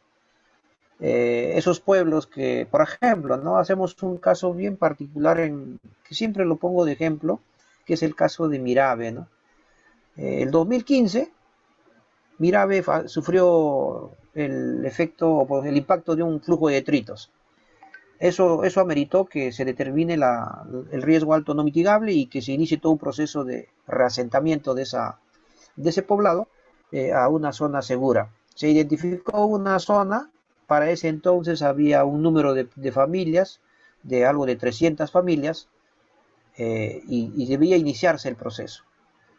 Se aprobó el plan el año 2017 con una resolución ministerial y ratificado con una resolución directoral en 2018, más o menos ya a puertas de cierre del gobierno, de los gobiernos locales, ¿no? Porque iba a haber ya un cambio de gobierno para el 2019. Entonces esa gestión inició todo un proceso de gestión financiera para ejecutar la habilitación urbana en la zona de acogida, ante el Ministerio de Vivienda, pero había ciertas, vamos a decir, se había considerado primero que el gobierno local debería ejecutar la habilitación urbana, luego el Ministerio de Vivienda ejecutaba el programa de vivienda social. Y en el proceso de gestión financiera aparece una idea de que el Ministerio de Vivienda ejecute todo el proyecto, incluyendo la habilitación urbana por la modalidad de ABN, adquisición de viviendas nuevas, se llama el programa. Y tenía que hacerse algunas modificaciones, etcétera, y eso generó pues todo una, vamos a decir, una complejidad de gestiones, de discusiones entre la PCM, el Ministerio de Vivienda y el CNPRED. Entonces, en ese sentido, hubo pues varias situaciones complejas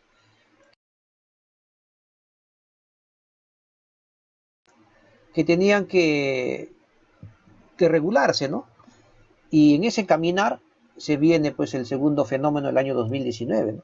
Y prácticamente ese fenómeno fue mucho más catastrófico. Hubo lluvias anómalas, más complejas, ¿no? Que prácticamente destruyeron todo Mirave. En el diagnóstico actual hay mucho más de 400 familias. El área identificada el año 2017 no es suficiente. Se han hecho algunos ajustes, no va a cubrir a los demás, entonces se requiere desistir de ese plan y se requiere hacer un reinicio del reasentamiento. O sea, miren lo que pasó, ¿no? Ya estando a punto de ejecutarse el reasentamiento, se va a foja cero. Ahorita ese proceso está en foja cero, está en un proceso de identificación de una zona de acogida más amplia, están haciendo los estudios respectivos y tiene que correr todo el procedimiento nuevamente ante vivienda, primero para desistir este proceso de reasentamiento iniciado el 2015. Tiene que indicar el gobierno local, ¿no?, debidamente sustentado con su consejo, que esa zona ya no le es, vamos a decir, óptima, y que la población también ha desistido no quedarse ahí y iniciar todo un proceso en cero. Y bueno, ya la competencia no lo tiene el distrito, ahora lo tiene la provincia. Entonces, tiene que coordinar con la provincia y de qué manera acelerar el proceso. Entonces se ha hecho complejo, ¿no? Entonces vemos que a veces se amarran, ¿no? Se hacen más nudos queriendo desatar uno, para ese caso en particular, ¿no? Hay otro caso en particular que también está caminando en Selva Central, afectada por riño costero, ya está en proceso de gestión financiera con la Autoridad de Reconstrucción con Cambios. Entonces aquí vemos, ¿no?, este proceso de reconstrucción, este reasentamiento poblacional post desastre y en el marco de una reconstrucción también tiene una complejidad, porque estamos hablando primero de un marco normativo para la reconstrucción, que es la ley 30556 y su reglamento, ¿no?, y su texto único ordenado también que hace pues mención a ciertos procedimientos que tiene que cumplirse para hacer todos estos procesos de inversiones, ¿no? Intervenciones para la reconstrucción por inversiones IRIS o intervenciones para reconstrucción por actividades IRA que tienen que hacerse en las zonas afectadas. Y ahí empieza toda una complejidad, ¿no?, que tiene que hacerse una concordancia de la 29869 con la ley de reconstrucción con cambios. Y se hace más complejo todavía porque este caso de Puerto Prado inició su proceso con el Decreto Supremo 115 y termina implementándose con el nuevo reglamento aprobado el año pasado. Entonces, hacerle todo un análisis técnico normativo para que la reconstrucción, en este caso, pueda tener claridad en las intervenciones que está haciendo y es sostenible y no estamos infringiendo dispositivos, ha sido complicado, ¿no? Se ha tenido que hacer reuniones con PCM, con Viceministerio de Gobernanza Territorial, asesoría jurídica de la reconstrucción, asesoría jurídica de CNPRED, asesoría jurídica del gobierno regional, asesoría jurídica del gobierno local.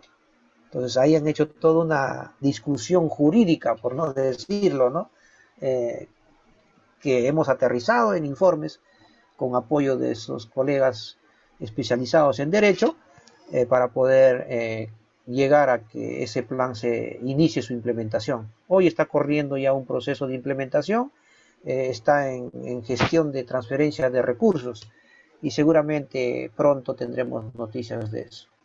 Entonces es de esa manera que tenemos que ir viendo, ¿no? Entonces, y si ustedes se dan cuenta, lo que estamos hablando pues son temas especializados, ¿no? Que requiere la competencia pues de los diferentes especialistas de las unidades, de las diferentes unidades de línea del gobierno local o del gobierno regional, ¿no? Entonces, eso es importante. Entonces, en el tema de gestión de riesgo de desastres, es importante que podamos también tener esa articulación. Tenemos ese espacio de articulación interna. Dentro del gobierno local y el gobierno regional tenemos a los grupos de trabajo de gestión de riesgo de desastres. Ellos constantemente se reúnen, entonces la agenda tiene que ser pues este tema de articulación. La agenda tiene que estar vinculada a los proyectos de inversión, a la visión de desarrollo que tiene el gobierno local. Entonces tenemos que conocer el Plan de Desarrollo Local Concertado, tenemos que conocer nuestro PEI, tenemos que conocer nuestro POI, qué actividades operativas tienen en este caso las diferentes unidades operativas, valga la redundancia, en el POI. ¿Qué programaciones tienen, ¿no? En inversiones, en actividades que van a contribuir a mejorar en este caso, a reducir la vulnerabilidad en el territorio, a través del cierre de brechas, a través de la creación de servicios, etcétera, ¿no? Y también asegurar que este servicio sea sostenible, ¿no? Que se esté construyendo en zonas seguras. Entonces, que eso amerita que el profesional en gestión de riesgos conozca estos instrumentos. Entonces, tiene que conversar con ellos, tiene que conversar con oficina de planificación y presupuesto, tiene que conversar con infraestructura, tiene que conversar con los ejecutores. Si quiere llegar al territorio, no solamente a través de la plataforma de defensa civil, sino a través también de la participación ciudadana o vecinal, tendrá que trabajar pues con el área de participación vecinal. Si quiere llegar desde el enfoque de actividades económicas, tendrá que hablar con desarrollo económico, ¿no? Tendrá que hablar desde el enfoque ambiental, tendrá que hablar con la oficina de desarrollo ambiental o gestión ambiental de la jurisdicción, ¿no? Del ámbito local o del ámbito regional. Tiene que conversar esos temas.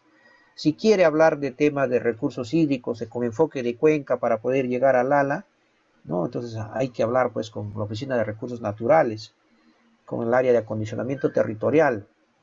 Ahí tenemos diversos temas, ¿no?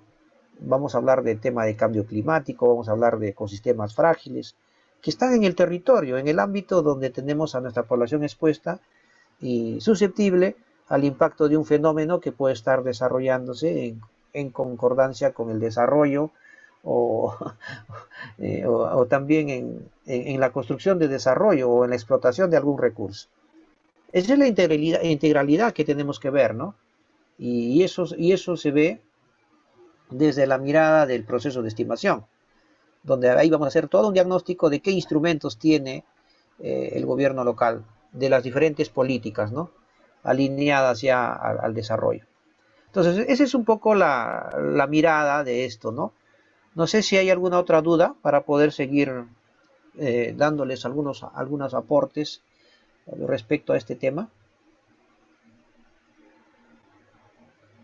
Con todo gusto, para poder, en confianza, ¿no? Aquí estamos en un ambiente de aprender y desaprender, así que no todos somos doctos en todo.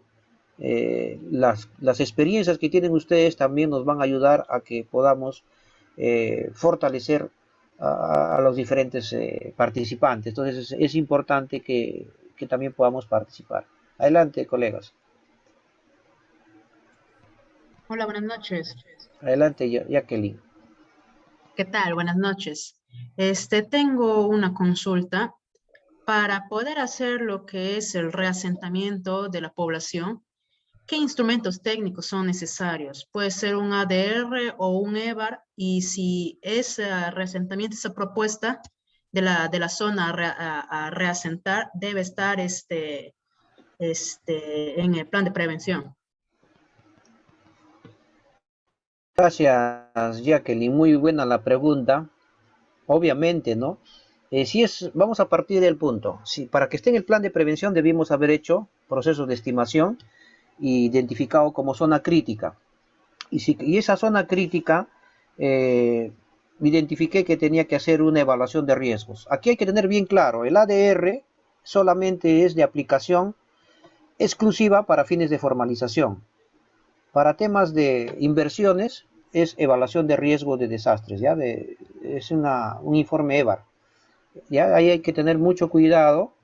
El ADR, que es aprobado con una resolución ministerial de vivienda, es exclusivamente para fines de formalización y a solicitud de parte de COFOPRI. ¿Ya? COFOPRI va a solicitar al gobierno local o al gobierno regional que le haga un ADR de algunos núcleos urbanos o de asentamientos urbanos que están en su política de formalización. Para eso nomás es ese ADR. Es un informe cualitativo que ya tiene un procedimiento metodológico simplificado que te va a permitir esa acción. Entonces, eso no te va a permitir determinar niveles de riesgo para fines de planificación o de inversión. Para el reasentamiento poblacional, si está en el plan de prevención, es que ya hicimos un proceso de diagnóstico donde identificamos previamente el caso. Muchas veces no se ha hecho eso, ¿no? El reasentamiento poblacional se da cuando ya tenemos situaciones donde se ha materializado el desastre o hay un peligro inminente y se hace pues una petición a INGEMET o hemos visto pues que bajo una emergencia ya desapareció un pueblo, ¿no? En el caso de San Martín hay varios, ¿no? Por ejemplo, del año 2012, en la cabecera de la quebrada Humazapa, en la parte alta de Picota, en el Tres Unidos, hay un centro poblado que se llama Nuevo Porvenir. Se manifestó pues un aluvión ahí, ¿no? Entonces ha habido, vinculado al tema de deforestación y a las lluvias intensas, se dio un aluvión y prácticamente casi desaparece ese pueblo. 15 personas fallecidas. De las 15 personas fallecidas, 12 eran niños, ¿no? Entre 5, 8, 10 años. Lamentable, ¿no? Incluso algunos desaparecidos y luego encontrados fracciones de ellos. Lamentable. Se inició todo un proceso de reasentamiento poblacional a través de, en ese entonces, estamos hablando de 2012, no teníamos EVAR, ¿no? Teníamos estimaciones de riesgo. Y no se logró reasentar. Ahora, a la actualidad, un reasentamiento poblacional requiere un estudio técnico. Este estudio técnico tiene 2 informes de evaluación de riesgo. Uno de la zona afectada, otro de la zona de acogida, de la zona a donde le vamos a llevar a esa población. Necesitamos el estudio censal, cuántas familias son, con los niveles socioeconómicos y el tipo de, vamos a decir, de ocupación del suelo, formal, informal o qué tenencia tiene. Necesitamos el inventario de infraestructura de la zona. ¿Qué hay? Colegio, puestos de salud, ¿qué servicios hay? Ese inventario.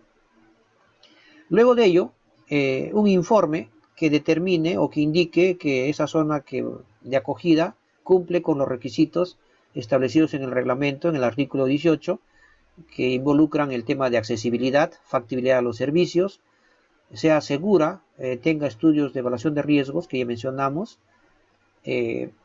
y de ser necesarios se incorporen algunas medidas de reducción para que la habilitación urbana a desarrollar sea adecuada.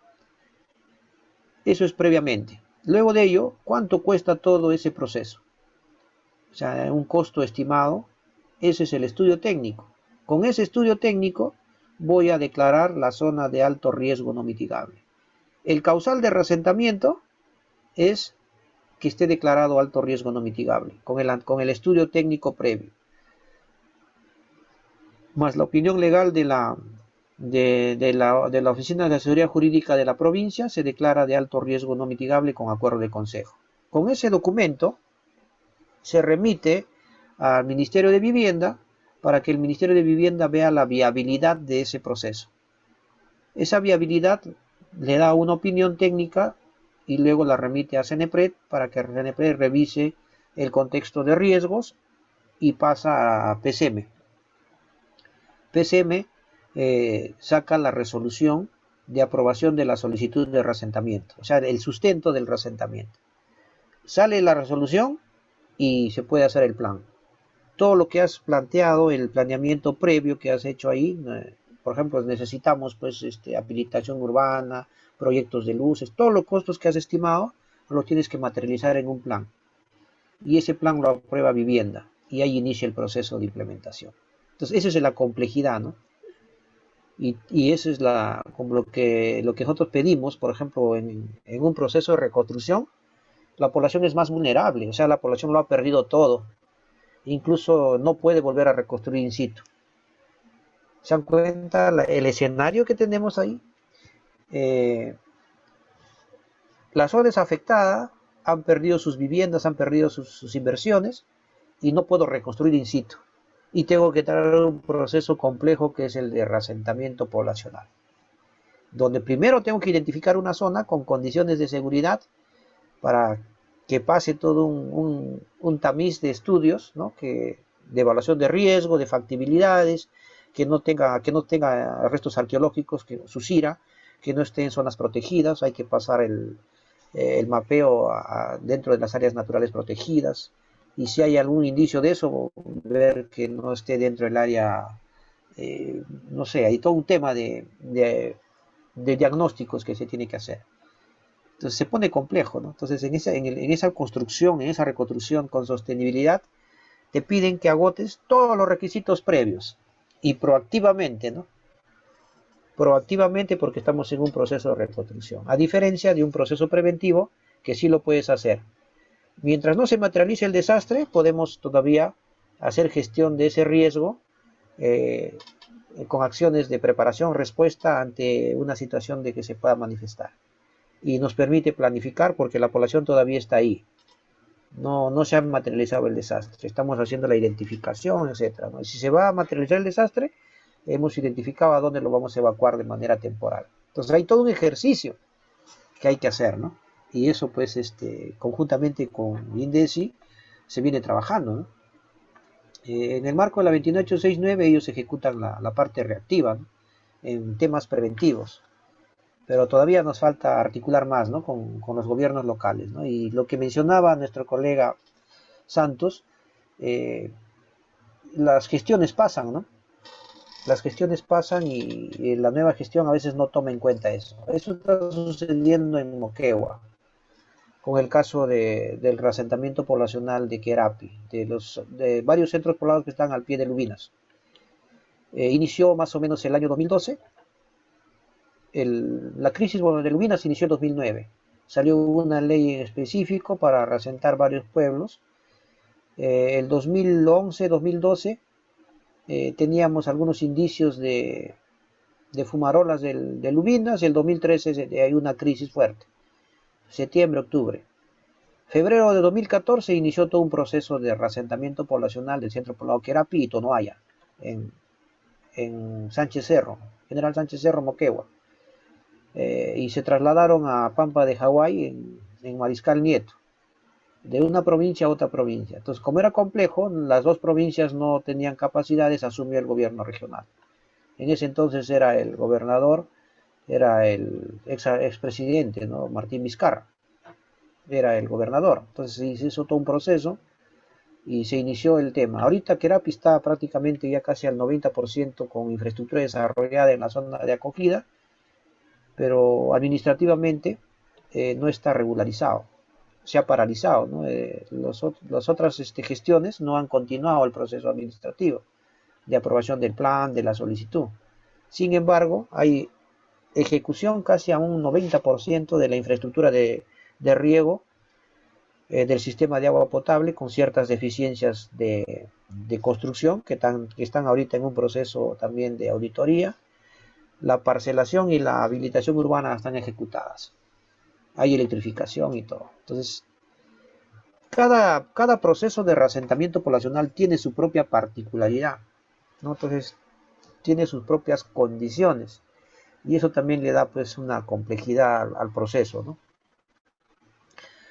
Es por ello que indicaba de que en una situación post-desastre o de peligro inminente hay que hacer todo un input, nuevamente, de los tres primeros procesos, del diagnóstico, del proceso de estimación, de los escenarios de riesgo, de la caracterización del peligro, ¿no? Del análisis de la vulnerabilidad y establecer niveles de riesgo en los EVARES, en el informe de evaluación de riesgo. Si el riesgo, a través de la implementación de medidas de reducción, ¿no? De reducción de riesgo a través de proyectos de inversión u otros, son muy, vamos a decir, muy onerosos en el beneficio-costo, que me sale más barato trasladar a la población y hacerle pues un programa de vivienda, entre comillas, hablando solamente de la infraestructura física, no estamos hablando del aspecto social, porque el aspecto social es casi invaluable, ¿no?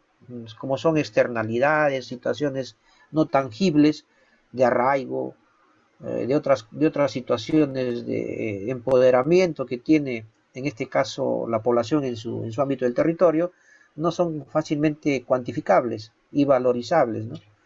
El folclore y sus costumbres, etcétera, son situaciones que a veces no se toman en cuenta, ¿no? Para poder hacer este costo-beneficio. Por eso es que se evita en principio que se den reasentamientos, ¿no? Entonces, si es muy alto el costo de inversión, hay que llevarlo a una zona con mejores condiciones. Y eso pues en el tema de Lubinas no hay que hacer mucho costo-beneficio, ¿no? El Lubinas ya viene trabajando, viene dándose varias crisis. El 2019 hubo otra crisis y esa población nuevamente está siendo evacuada, vuelven nuevamente a seguir produciendo. Hay todo un mecanismo ya de prospectiva que tiene que desarrollar ahí. No desde la mirada de la gestión reactiva. La planificación tiene que ser pensando de que esas poblaciones van a vivir por toda su vida ahí, 50, 100, 200 años, 300 años los pueblos, ¿no?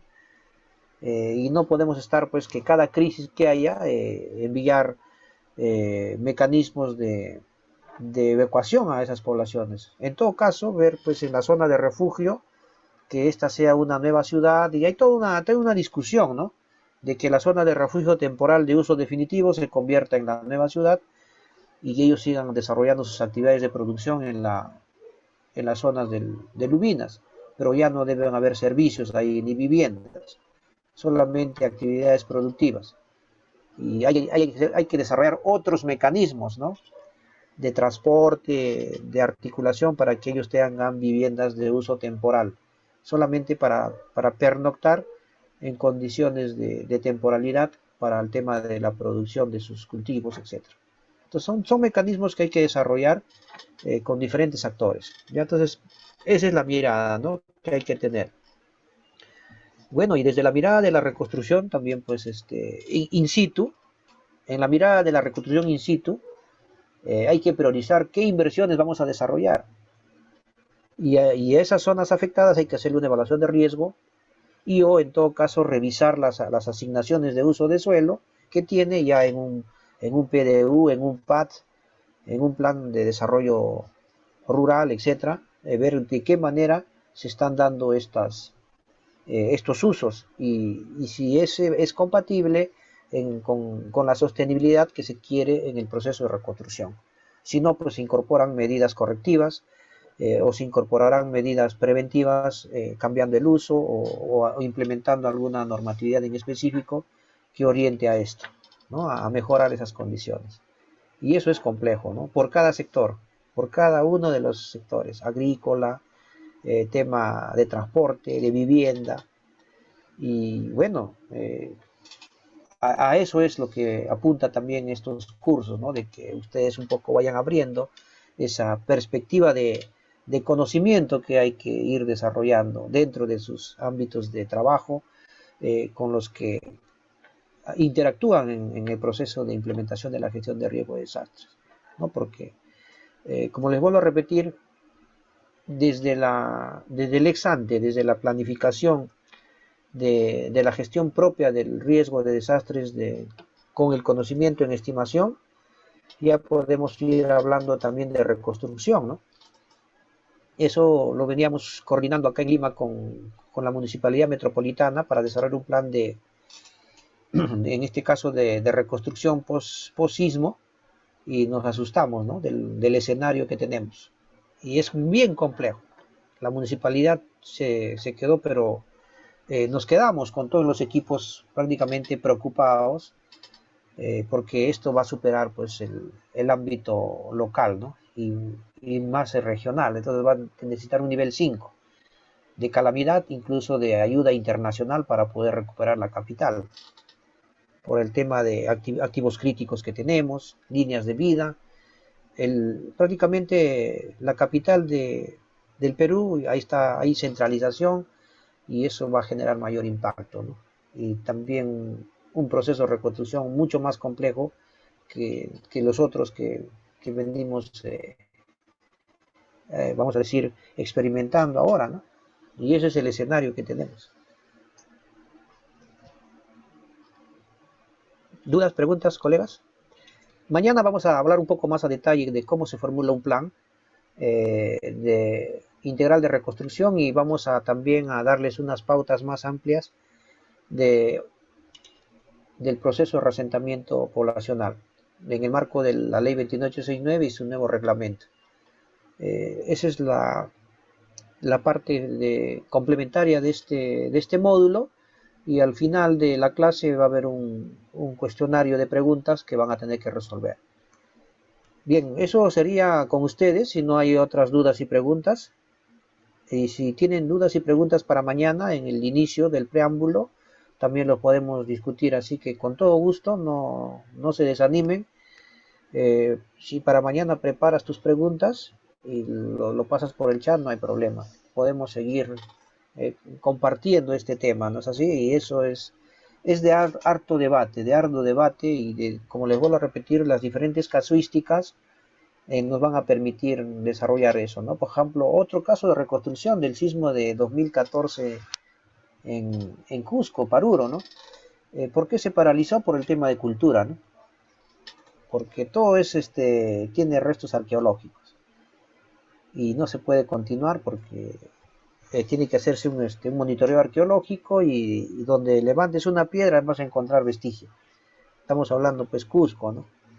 Y a la fecha ese proceso también de reconstrucción y o reasentamiento poblacional está también caminando, pero con lentitud, ¿no? Pero la población ya ha construido sus viviendas, falta el saneamiento, etcétera, ¿no? Entonces miren cuántos años han pasado. Y cambian las autoridades, cambian los profesionales, y el que llega no tiene conocimiento que se lo llevó el otro, ¿no? Que salió. Entonces, volver a estudiar un caso y volver a ponerle al tanto de todo eso es otra complicación. Entonces, eso también, la alta rotabilidad de profesionales en los diferentes sectores, en los diferentes municipios, gobiernos locales, gobiernos regionales, es la complejidad que también le da al proceso de implementación de la gestión de riesgo de desastres. Es un tema bien complejo. Actualmente, dentro de la actualización del Planager, se está planteando acreditación a profesionales en tema de gestión de riesgo de desastres, gerentes, ¿no? En el marco de servir. Entonces, para ser gerente en gestión de riesgo de desastres va a tener que tener cierto perfil, ciertos conocimientos, ¿no? Ya no va a ser cargo de confianza, ¿sí? Eso es lo que se quiere, ¿no? Porque vemos la complejidad, ¿no? La complejidad de las cosas y las limitaciones que pueden tener algunos funcionarios. Se quiere complementar pues en el tema de este fortalecimiento que se quiere dar a través de la acreditación de funcionarios a través de servir. Está planteado como una actividad operativa en la actualización del Planager, que prontamente ya debe salir. Y bueno, eso es lo que se puede compartir hasta ahora. No sé si hay alguna pregunta más, estimados. Sí. Adelante, Santos. ¿Y qué hacer con las unidades o recursos humanos? Por ejemplo, ¿no? En mi zona hay 2 nacionales. ¿Cómo incluir lo que en todas las carreras deberían ser gestión de riesgos transversal en toda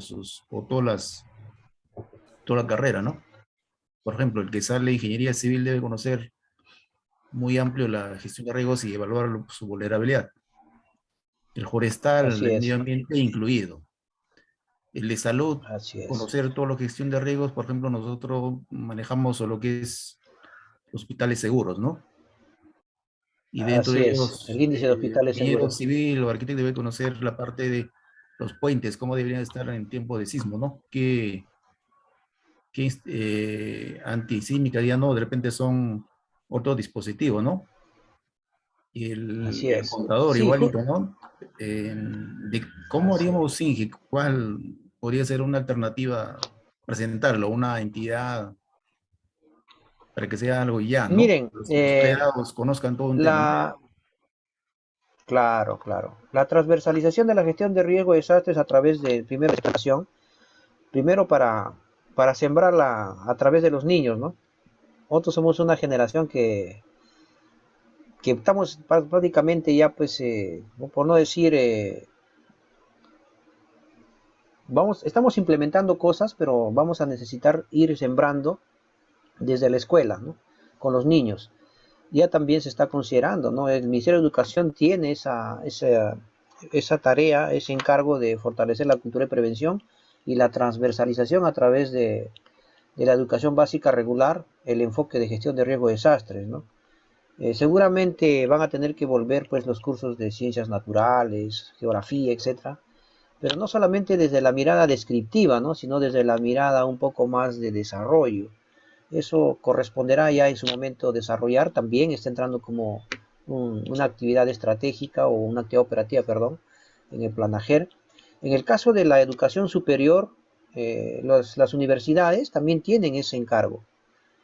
Eh, a través de 4 líneas de intervención que desarrollan ellos, ¿no? En principio, por el desarrollo propio de formación, por el tema de investigación. Hay 2 líneas más que no recuerdo, que también es de la interinstitucionalidad y, y en el tema de la especialización, ¿no? De generar por los cursos de especialidad y de posgrado. Las universidades tienen que implementar. Ya hace como 4 años atrás estuvo trabajando un lineamiento de incorporar gestión de riesgo de desastres en las universidades, conjuntamente con el tema de cambio climático. Algunas universidades como San Marcos, creo que también la Católica ya viene incorporando, ya vienen desarrollando el enfoque. Hace poco estuvimos también coordinando para que dentro del ROF de la Universidad Autónoma de Tarma también se incorpore el enfoque GRD y se cree una unidad de gestión de riesgo de desastres. Entonces está en la competencia en este caso de la universidad, ¿no? En esas líneas primero en el tema de formación a nivel de pregrado, a nivel de posgrado, en el tema de investigación y del fortalecimiento institucional e interinstitucional. Entonces la universidad es la que tiene que formar a los futuros investigadores en tema de GRD. Y ahí a nosotros nos toca pues hacer esa sensibilización para que eso quede, ¿no es así? A través de donde estamos trabajando, ¿no? Si estamos en gobierno regional, etcétera, porque a través de la investigación, incluso en el actual presupuesto nacional, se puede hacer convenios con las universidades para que ellos generen investigación en tema de conocimiento del riesgo. Y se les puede transferir presupuesto, o la universidad también puede transferir presupuesto a otros entes técnicos especializados y viceversa, y generar ese conocimiento del riesgo. Eso ha salido publicado en el presupuesto de este año 2022, porque lo que también tenemos problemas es el financiamiento, ¿no? Y a veces está en el gobierno local o en el gobierno regional, y a nivel de convenios de cooperación interinstitucional se puede hacer esa investigación. Yo creo que por ahí, ¿no?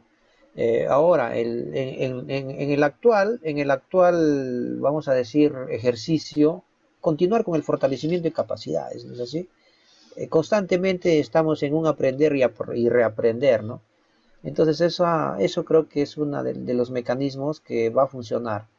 Mientras sigamos en el ejercicio de aprender y reaprender en el contexto de la gestión de riesgo de desastres, creo que vamos también a sensibilizar y concientizar a las nuevas autoridades, ¿no? Uno de los ejercicios que ayer en el aniversario que celebraba CENEPRED y que exponía una de las directoras, se habla también de poder capacitar a las nuevas autoridades, a los nuevos funcionarios que vienen, que deben de tener dentro de su plan de gobierno, por lo menos en la gestión de riesgo de desastres, y que este sea un tema puntual. Y para que esté en esta capacidad de planteamiento hay que capacitar a los postulantes, ¿no? Entonces, quienes quieren ser autoridad también deberían ver que no están yendo pues a otra cosa que sino administrar el territorio, los presupuestos y ciertas situaciones de riesgo que en algún momento los van a llamar también a que puedan responder por él, ¿no es así? Porque ya se está haciendo mucho más, vamos a decir, de obligatorio cumplimiento algunas normas. El órgano de control, defensoría, están más detrás de las autoridades.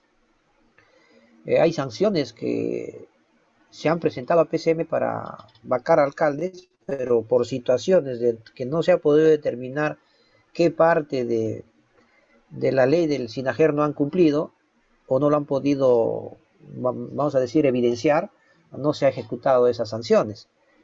Pero si uno revisa el ENAGER y vemos que hay municipios que no tienen pues ni siquiera un plan de prevención, o sea, de todos los planes operativos que indica el artículo 39 del reglamento de la ley, no tienen ninguno, y si tienen algunos están desactualizados, ¿no? El mismo plan del año anterior o de los años atrás, sin un diagnóstico previo, lo vienen reactualizando solamente para cumplir la exigencia del órgano de control. Entonces, a quien también hay que fortalecer es al órgano de control, para que pueda tener un verdadero control de esos instrumentos, y no solamente ver que tenga el nombre, ¿no? Sino que tiene que estar articulada la actividad con el POI, y pueda tener incluso el financiamiento. Entonces, hay varias cosas, ¿no? Y por todo lado, ¿no? O sea, y como menciona usted, es de todas las carreras, ¿no? Desde las ingenierías, de las ciencias sociales y de todo el tema vinculado a gestión pública, ¿no? Hay que transversalizar el tema de gestión de riesgos.